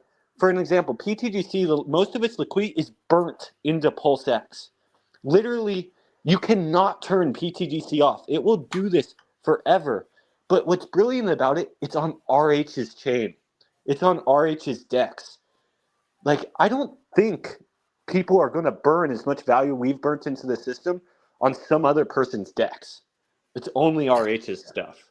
And you've kind of said the saying a few times, like, it's history repeats itself, and we've talked about that a few times in this conversation. I actually paid attention to that so much with this ecosystem, because one thing that actually has been done for the last 1,000 years is things have had value, and you need to pay attention what drives value. What has driven value for the last 1,000 years? Basic supply and demand. And RH talks about this a lot. In the code of Hex, you can actually make it so supply decreases. You can play with supply. But one thing that actually people have struggled with in all of world, like throughout the 1,000 of years, is the demand side. Exactly. No one has solved demand. RG3, we solved demand. We have created a system that, this is basic supply and demand principles. Supply goes down, price goes up, right? As price goes up, usually demand slows down because price is higher. When you go into the grocery store and there's a shortage on strawberries, they're going to charge you more for strawberries. What's that going to do? You're going to say, oh, strawberries are too expensive. I'm going to buy blueberries, right? This is normal supply and demand. Well, with this system, as supply goes down, price goes up, but demand increases, because now the market makers need to move more money to constantly fix the price, which then brings the value back to the system and keeps jacking the price up infinitely. One thing we've been taught so many times. Go ahead. And it does require that human interaction of that button being pushed is what's important. And that's, incentivizing that button push is where you get that demand. Or there's one more way to get that demand. And we talked about it a minute ago, and you just mentioned it with the grocery store. And the grocery store thing is, instead of increasing demand, reduce the competition so that the demand is just coming to you. And that's what we need to, keep an eye on. Hey, so we are about to upgrade the show 100%. And we're going to have to clean it up because we do have a real lady coming into the show and going to talk crypto with us. Ladies and gentlemen, our very own crypto stylist. What's happening? How you doing? Hi, everybody. I've been watching the whole time, but I just wanted to find a good entry point. It's been such a great stream. We covered a lot, and I'm really so happy that RG, that you got to meet Coach and Mando and TGXen, and that you've had the opportunity to connect, because I think that there's a lot of great work that you could continue to do together with, Hex and the RH ecosystem, and also with the Grays, and then also with our fight for DeFi. So I think that everything is super important. Now, everybody, Crypto Stylist is, not only beautiful and much easier on the eye than all of us, but she is also extremely smart. And she talks to me often about, crypto and what's going on. And she's learned a lot more than me, actually, to be completely honest. She's really good at this now. And I'll tell you what, guys, just to put a feather in your cap, she has been talking to me about your guys' token from its inception. From when you guys were talking about it, she was like, RG, you really got to look at what's going on over here. These guys, I think they really got something here. And then it turned into, no, dude, you don't understand. These guys have done it. These guys have put something really good together. So she has been an advocate for you guys behind the scenes for a long time now, from your beginning. So here you guys go, Crypto Stylist. Oh, it's my pleasure. It's really my pleasure. It's been such a great journey. I met RG3 is partly thanks to you and for the PulseChain tour. I was there in Vegas and I met Coach because a dinner that I was supposed to go to got canceled. And fortuitously, I ended up sitting across the table from Coach. He onboarded me onto PTGC. And then, through my interaction, he's also been coaching me. So he's been coaching me and he's an amazing coach, taught me to kind of leave my emotions at the door, which I didn't even realize that I was being emotional in making my decisions. So that was a really big awakening. And I encourage anyone who has any, coach is a great coach. And then I've also had the pleasure of interacting and being able to speak with TGXen and with Mando and to learn more and on a much deeper level their philosophy and also the tokenomics behind the Grays currency and also what they appreciate about RH and what they learn from RH. So this is in no way to take away from what Richard Hart has created or any of his products. In fact, I've never sold an RH product to buy into the Grays. I've always put in fresh capital because I believe in both. So that's something that I, believe strongly in both. And I think that the approach and the tone and the manner that the community has spoken about RH is with a lot of respect and reverence. It's like the project is an homage to what RH has created, as opposed to in competition or they think that they're better, because they don't. They always reference RH as the authority. And I think that is really noble. And that's why I really like them. And that's why I do a lot, even behind the scenes and also front facing to advocate for this project, because I like that the way that the community, especially TGXen and Coach and Mando, conduct themselves. I'm really proud to talk about them and to talk about the project. So. Well, we love you. So we always love having you come up. I'm always begging you to come up. Shy on the spaces half the time, but it's been a pleasure to have you aboard too. Well, thank you. And then, to not to get too shilly or moon mathy or anything like that, but it has been an incredibly lucrative move for myself, getting into this ecosystem. I did get in early. And there was a big dip after I got in. So I got in March and then there was a dip because PulseChain dipped and there was just a correction because PTGC had run up, I don't know, something like 45 times, was it? From when PulseChain ran 4 times, PTGC ran 40 times. And there was a correction after that, but I just kept DCAing in. And then I wasn't shopping, I wasn't traveling, I wasn't eating out. I'm like, I really believe in this and I'm going to put everything I can behind this. And the payoff has been tremendous because I've never lived through the bull. I started in Hex at 17 cents and wrote it up and wrote it down. And I 100% believe in Hex and I've held all my Hex, but this is something that's run faster. I think the tokenomics of just the way that the system is created, that it is a leverage on the RH ecosystem, but it's not dependent on it. And that's, case in point is just how much it's gone up. And so I think that the biggest challenge now, though, and this is what I wanted to talk about on this stream, I talked to a lot of OGs, Hex OGs, and they're very reluctant to get into the system because they don't want to buy the top.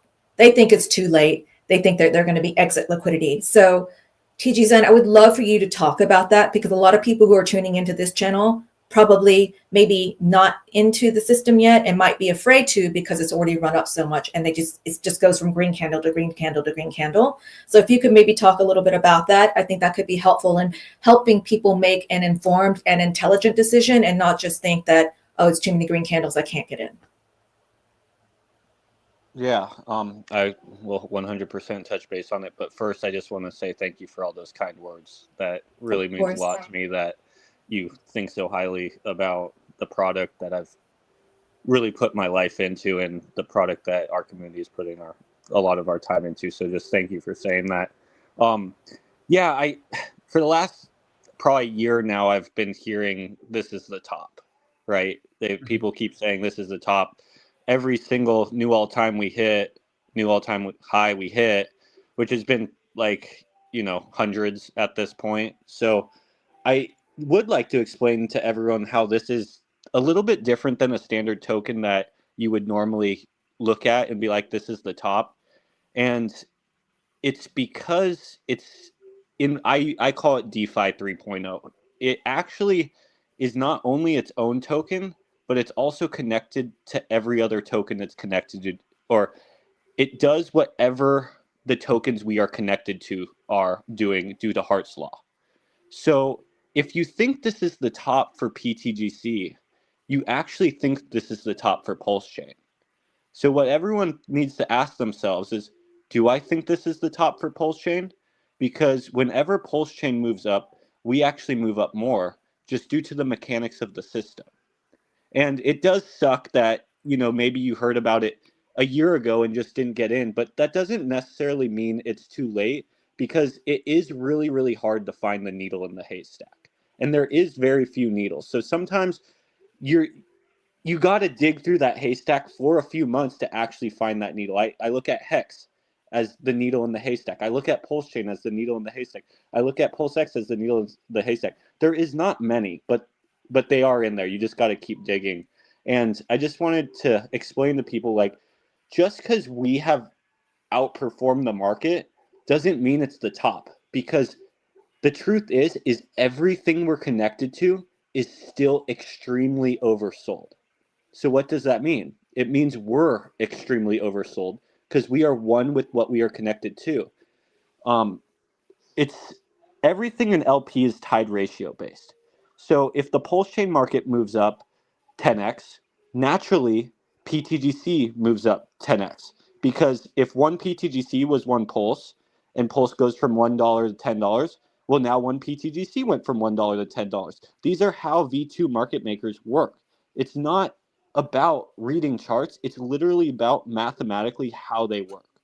So if PulseChain as a whole ecosystem is oversold or undervalued, PTGC and UFO are undervalued. Why? Because they actually have sustainability and longevity and mechanics that's meant to keep pushing them up to the right. We have literally ran through so many reasons on creating a system that actually is designed to last the length of time. And most people don't actually spend a year and a half studying things that actually bring value to an ecosystem.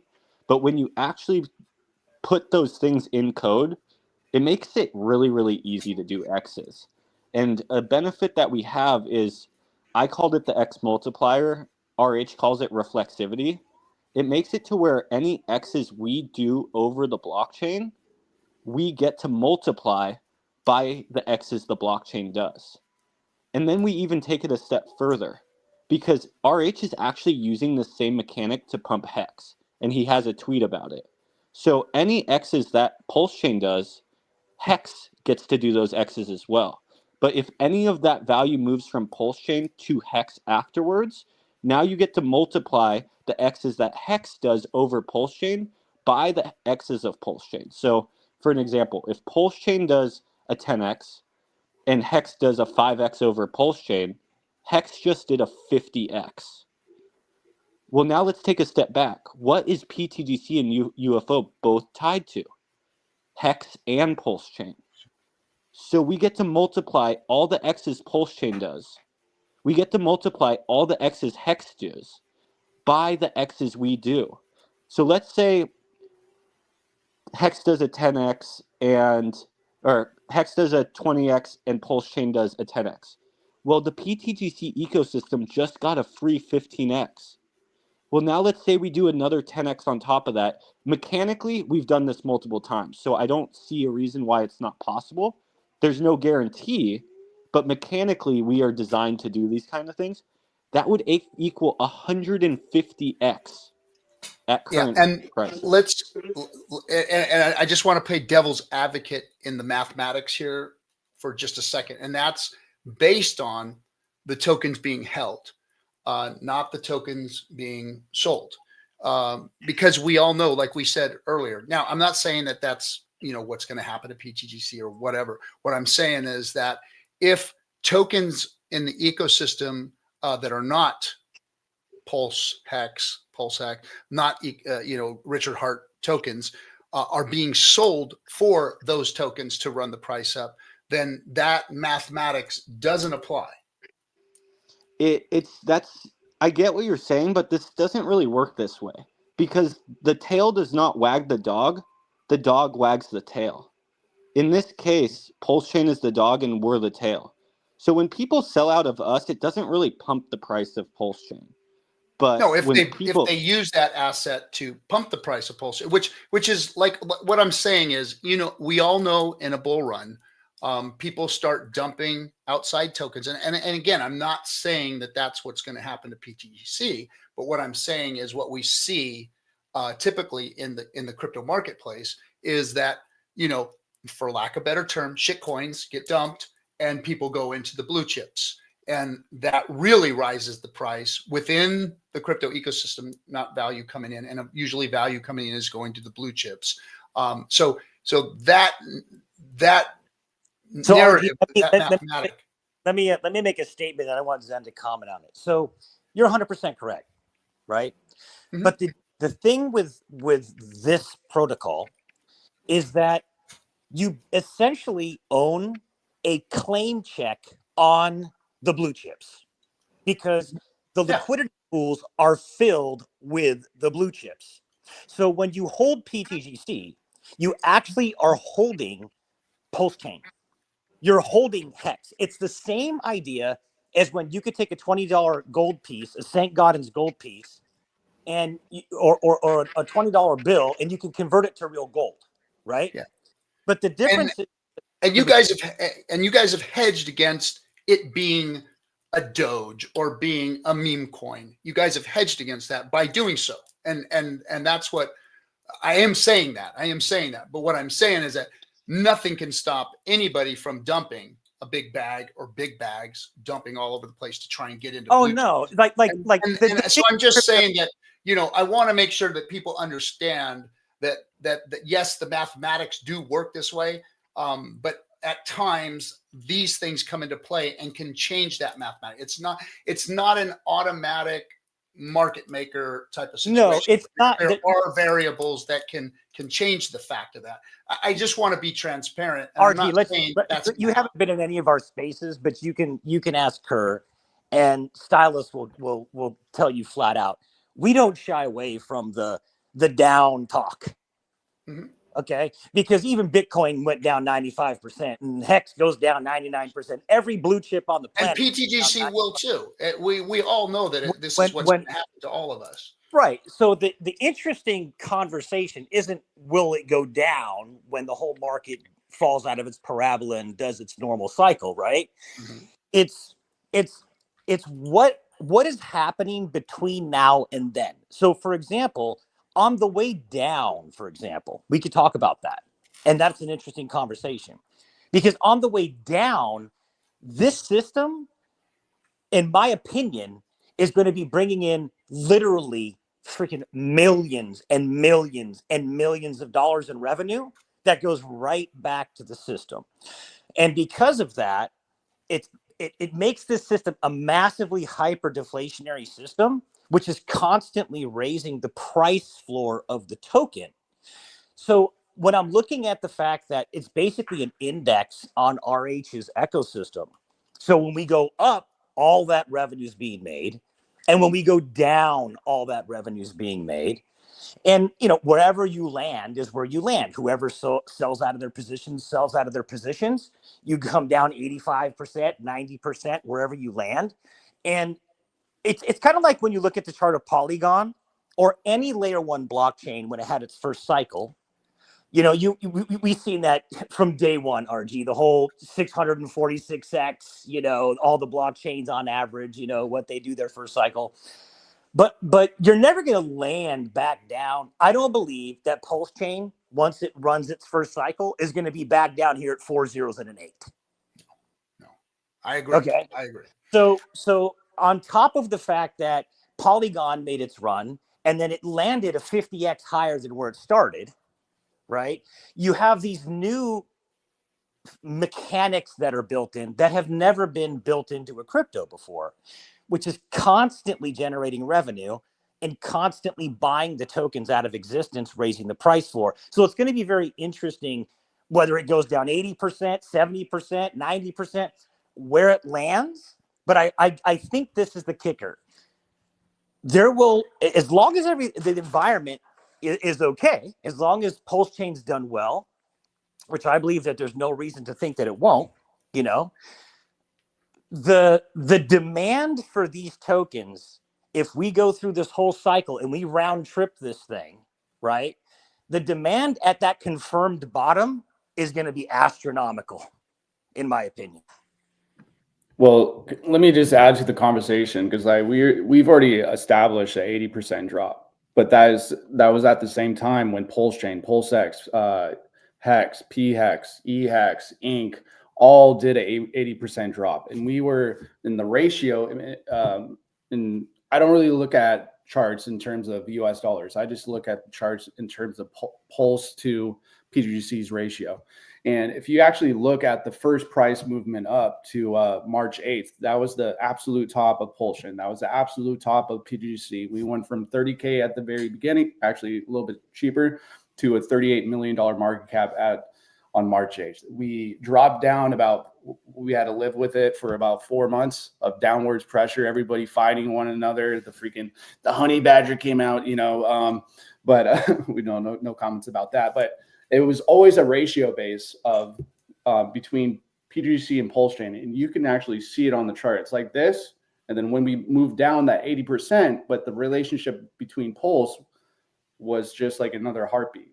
And then once the establishment of those liquidity pools that for about a 5-month period from March to about, I want to say, actually we're still doing it right now, just slamming those RH tickers, like PGC buy, boom, PulseX buy, boom, liquidity, boom, burnt, boom, or the Hex pair, because I think we have about like $1 million in Hex. We have $800,000 worth of PulseX in that liquidity pool. We have about $7 million of PDI in UFO, and UFO actually got established after that big run up in that movement down of 80%, and it's going to be the same thing. So PulseChain, if PulseChain goes, let's just use some numbers like a 50x from here, of course PulseChain is going to have some kind of pushback down of 60 to 80%. But it's already been through that one cycle, and once you establish that relationship with the community and understand what is actually going on in every single transaction, there's a reaction that actually gives back to the holders, stakers, the LPs, the buy and burns. And just with every single breath that I take right now, there's something actually happening with PGC right now. There's something happening with UFO. And here's what I want to say to that is that watching what you guys have done in the bear market. Now let's face what the bear market is. The bear market is a limited amount of funds circulating around from within the crypto space. No new money's coming in.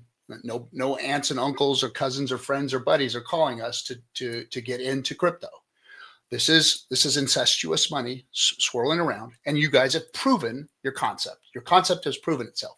It flows with the ebbs and flows of the tokens that it's tied to. You guys have proofed the concept. Works great. Haven't seen a bull run yet. You haven't been exposed to a bull run. You haven't been exposed to big wallets doing stupid things. You haven't been exposed to that, and that's going to be the true test of your project. That's what it's going to be. Is what does it do in the bull run? How do you're a new token? You've got big bag holders in there. You've got people that got in early. What are they going to do? We've got Hex, OGs, people that jumped in. that dumped their whole bags when they got in. You've got people in PDI that have bazillions that they spent $200 on that, you know, have the capability of dumping when this thing gets to a certain RG, point. we So, get it, brother. Like 1,000. yeah. So I'm, like I said, I'm just playing devil's advocate, but you guys have proven yourself. I'm not saying you haven't. So here's What I'm the saying is that your next test is the bull run and how you're affected by that and how the system itself moves into your project. Zed, you want to respond? Yeah. I want to start out by, like, what you're saying is completely true. You know, there is going to be people who move gains from PTGC or UFO into Pulse. This isn't new. And I'm not saying that that's going to crash Yeah. you guys or bring you guys to your knees or any of that stuff. What I'm Yeah. saying No, is I 100%. that these are just market structures that occur. Yeah, 100%. I want everyone to also realize that our protocol has probably set more people financially free this bear market for Pulse than any other protocol on all of PulseChain. So to think about how many people have actually taken profits out of PTGC, out of any other token on all of PulseChain. I can almost put my life on it. It's been PTGC and UFO. Why? Because they have continuously increased in price since they've came out. They are the only thing that has continuously put people in profits over and over and over again. How is this possible is the question you ask. In a standard protocol, the only value that comes in is from a human purchasing the tokens.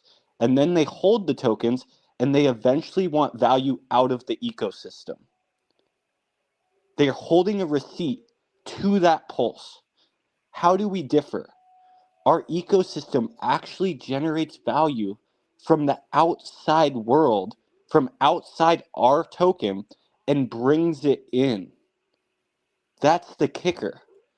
There isn't anything else actually bringing the value in to the people who are currently holding the tickers. So people can cash out, and it will continue to pay them out. Plenty of people have cashed out. Plenty early adopters have taken because of what profits. Richard said. You remember the marble, the marble jar talk, right? I don't know if you guys remember. You know, Richard said, crypto's like a jar of marbles. You know, everybody starts putting their marbles in the jar, and then people start taking handfuls of marbles out of the jar, and then there's less marbles for everybody else to get out of the jar. What you guys have done is you've made it to where when people take profits, they're taking marbles out of all of the other jars, and versus just your jar. They're taking marbles out of the jars that exist in all the liquidity pools. Basically, the value that you guys have created, you've hedged yourselves against people dumping, and that's kind of what I was trying to get to here. Is that what you guys have done, what you've built, hedges against what I'm talking about? Yeah, and I also wanted to point out that our machine actually, because you're saying like we haven't seen what happens in a bull market. Yeah. We have actually seen how the machine amplifies when PulseChain starts to move up. So we got a little visual of PulseChain moving up to 0.0002. This is in like January, March time, January to March, when PulseChain hit the local high. And what we actually saw is PTGC started running better. Where a normal ecosystem, as it goes up, as you're talking about, is it actually gets top heavy and people start moving their profits into the gas tokens, etc. But what we noticed is our machine starts to amplify because when the ecosystem goes up, our LPs grow. So now the market makers need to move more value to fix the prices. So right now we have 40 million, but let's say PulseChain goes up. Well, then it would be, let's say, 100 million. And if you're a market maker, let's say with the 40 million LP, you have to move $20,000. Well, if PulseChain goes up 3x, now it has to move $60,000. Well, let's say it goes up 10x. Well, now it has to move $200,000. So our system actually starts running faster and stronger as PulseChain goes up. When PulseChain went up 4x, we went up 40x. because our system started actually running harder and harder and harder. And this is no guarantee. Obviously, like you said, some big players could then go pull tons and tons and tons of profits out. Yeah. But what we've noticed is, where are you going? Yeah, and that's In the mathematics with system, holders is what I'm saying. But you've proved your concept. Like I said, you've proved yeah. your concept and you've Well, hedged. because And that's what the we best that can be done, is what I'm saying. Is that's what I'm trying to get you guys to say. And I'm not trying to make you defend yourself. What I'm trying to make you say is what you've done, what you've built, what you've tried to hedge against. Like RG, we've hedged against that. This is what we've done. And you're right. Yes, it could all go to zero. This could happen. But this is what we've done to hedge against that. And not a lot of cryptos or a lot of ecosystems have done what you guys have done to try and hedge against those things. And Yeah. that's why I'm pointing these things out, is so that the community can see and you guys can explain what you've done and what you've Yeah. hedged against. Yeah, nothing is perfect. But what we can do is wake up and strive for perfection. And I think PTGC and UFO are like, in tokenomics form, like when someone goes and strives for perfection, like that's ultimately what we're aiming for. No, they're not perfect. You can't create something that's perfect, but we can strive for it, right? Yeah, and Yep. RG, I'm going to tell you, you know, man, we appreciate your language and the hedging and the transparency, because we're the exact same freaking way, man. Well, and this is what brings the community to your doorstep, and you're not hiding anything, and you're being real, and you're defending your position with what you guys have put together and explaining why you did these things to hedge against. And you guys know what this stuff is. You understand it, and you're not like, oh, well, yeah, we didn't think about that. You guys are, that's what I'm trying to get the community to see is what you guys are doing, and trying to pull the covers off of everything so that you guys can show them what you really did. And because you guys know what you did, but a lot of times devs and developers, yes, you guys round robin in your Telegram rooms all the time, and you got a handful of people in there that really know what you guys have going on and really understand it. And what happens is we forget to put that narrative out there for the regular folks, for the people who don't sit in your Telegram rooms, for the people that are just stopping by and watching this stream, or who will pick up this stream later and watch it.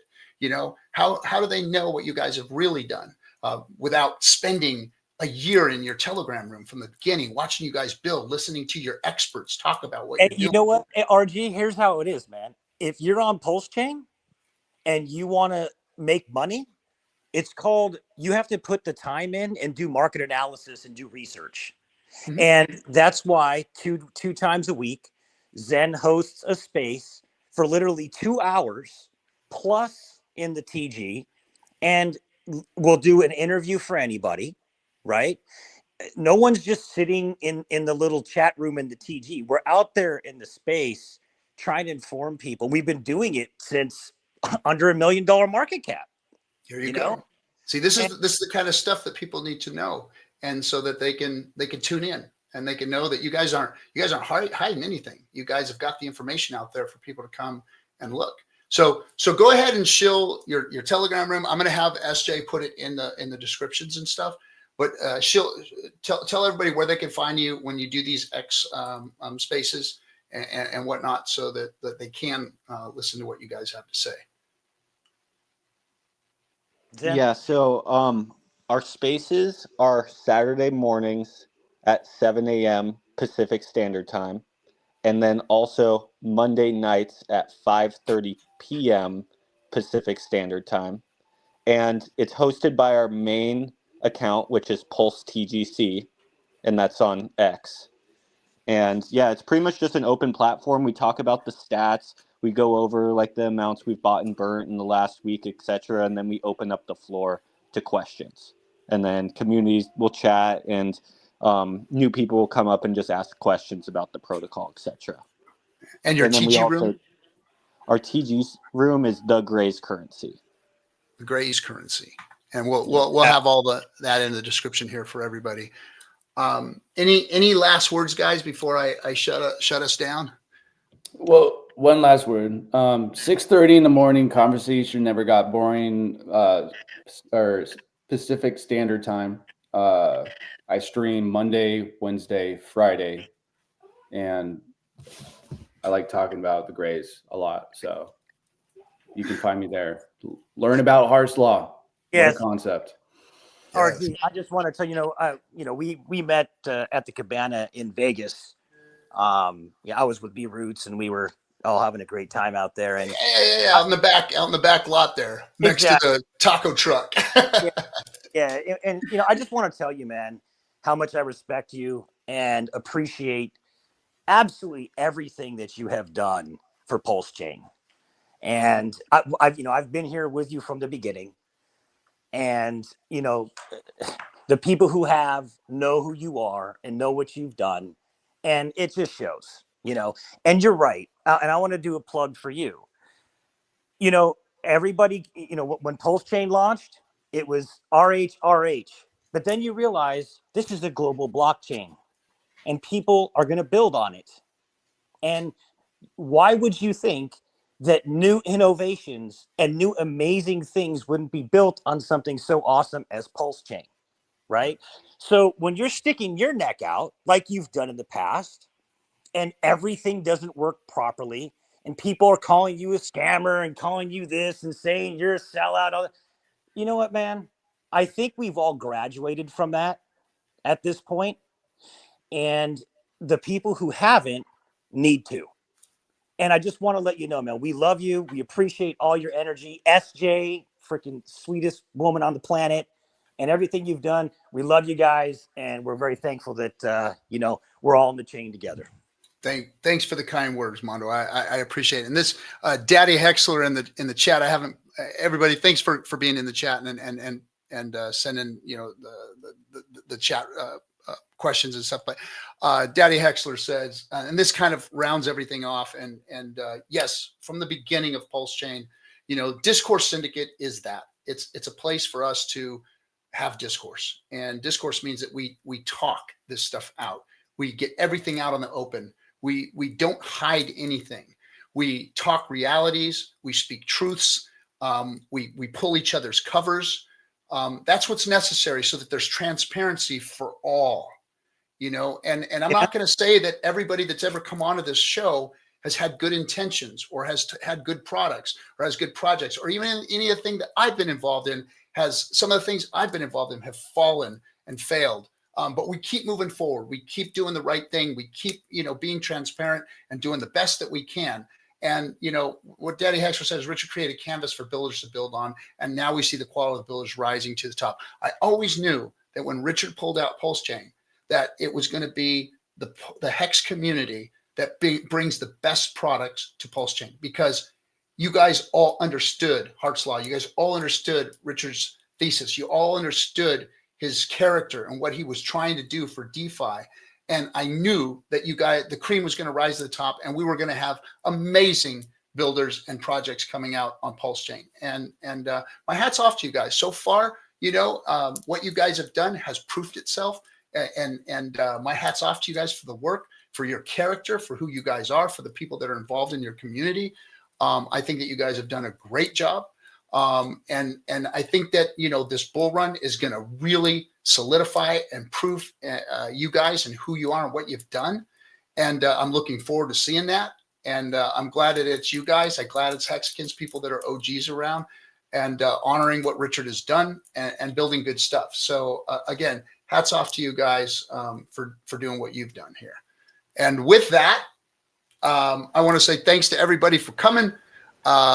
We are going to be back on stream next week. I'm hoping to have some guests next week. I think SJ's got some cool stuff planned, and from there we'll have another FN Hangout with some cool projects. Guys, thanks for coming. Hang out in the green room for a second if you got it. You too, Crypto. I need to say hello.